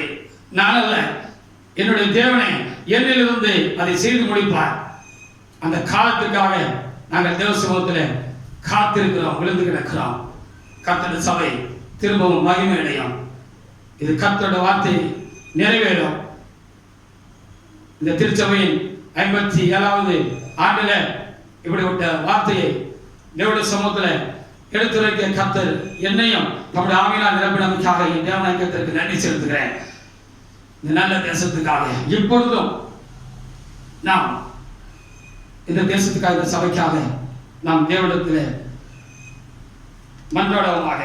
இந்த நல்ல தேசத்துக்காக நாம் தேவநாயகத்திடத்தில் அவரிடத்திலே நாம் இந்த நல்ல தேசத்துக்காக அவரை சோதரிப்போமாக. கர்த்தர் இந்த வார்த்தைகளை ஆசீர்வதிப்பாராக.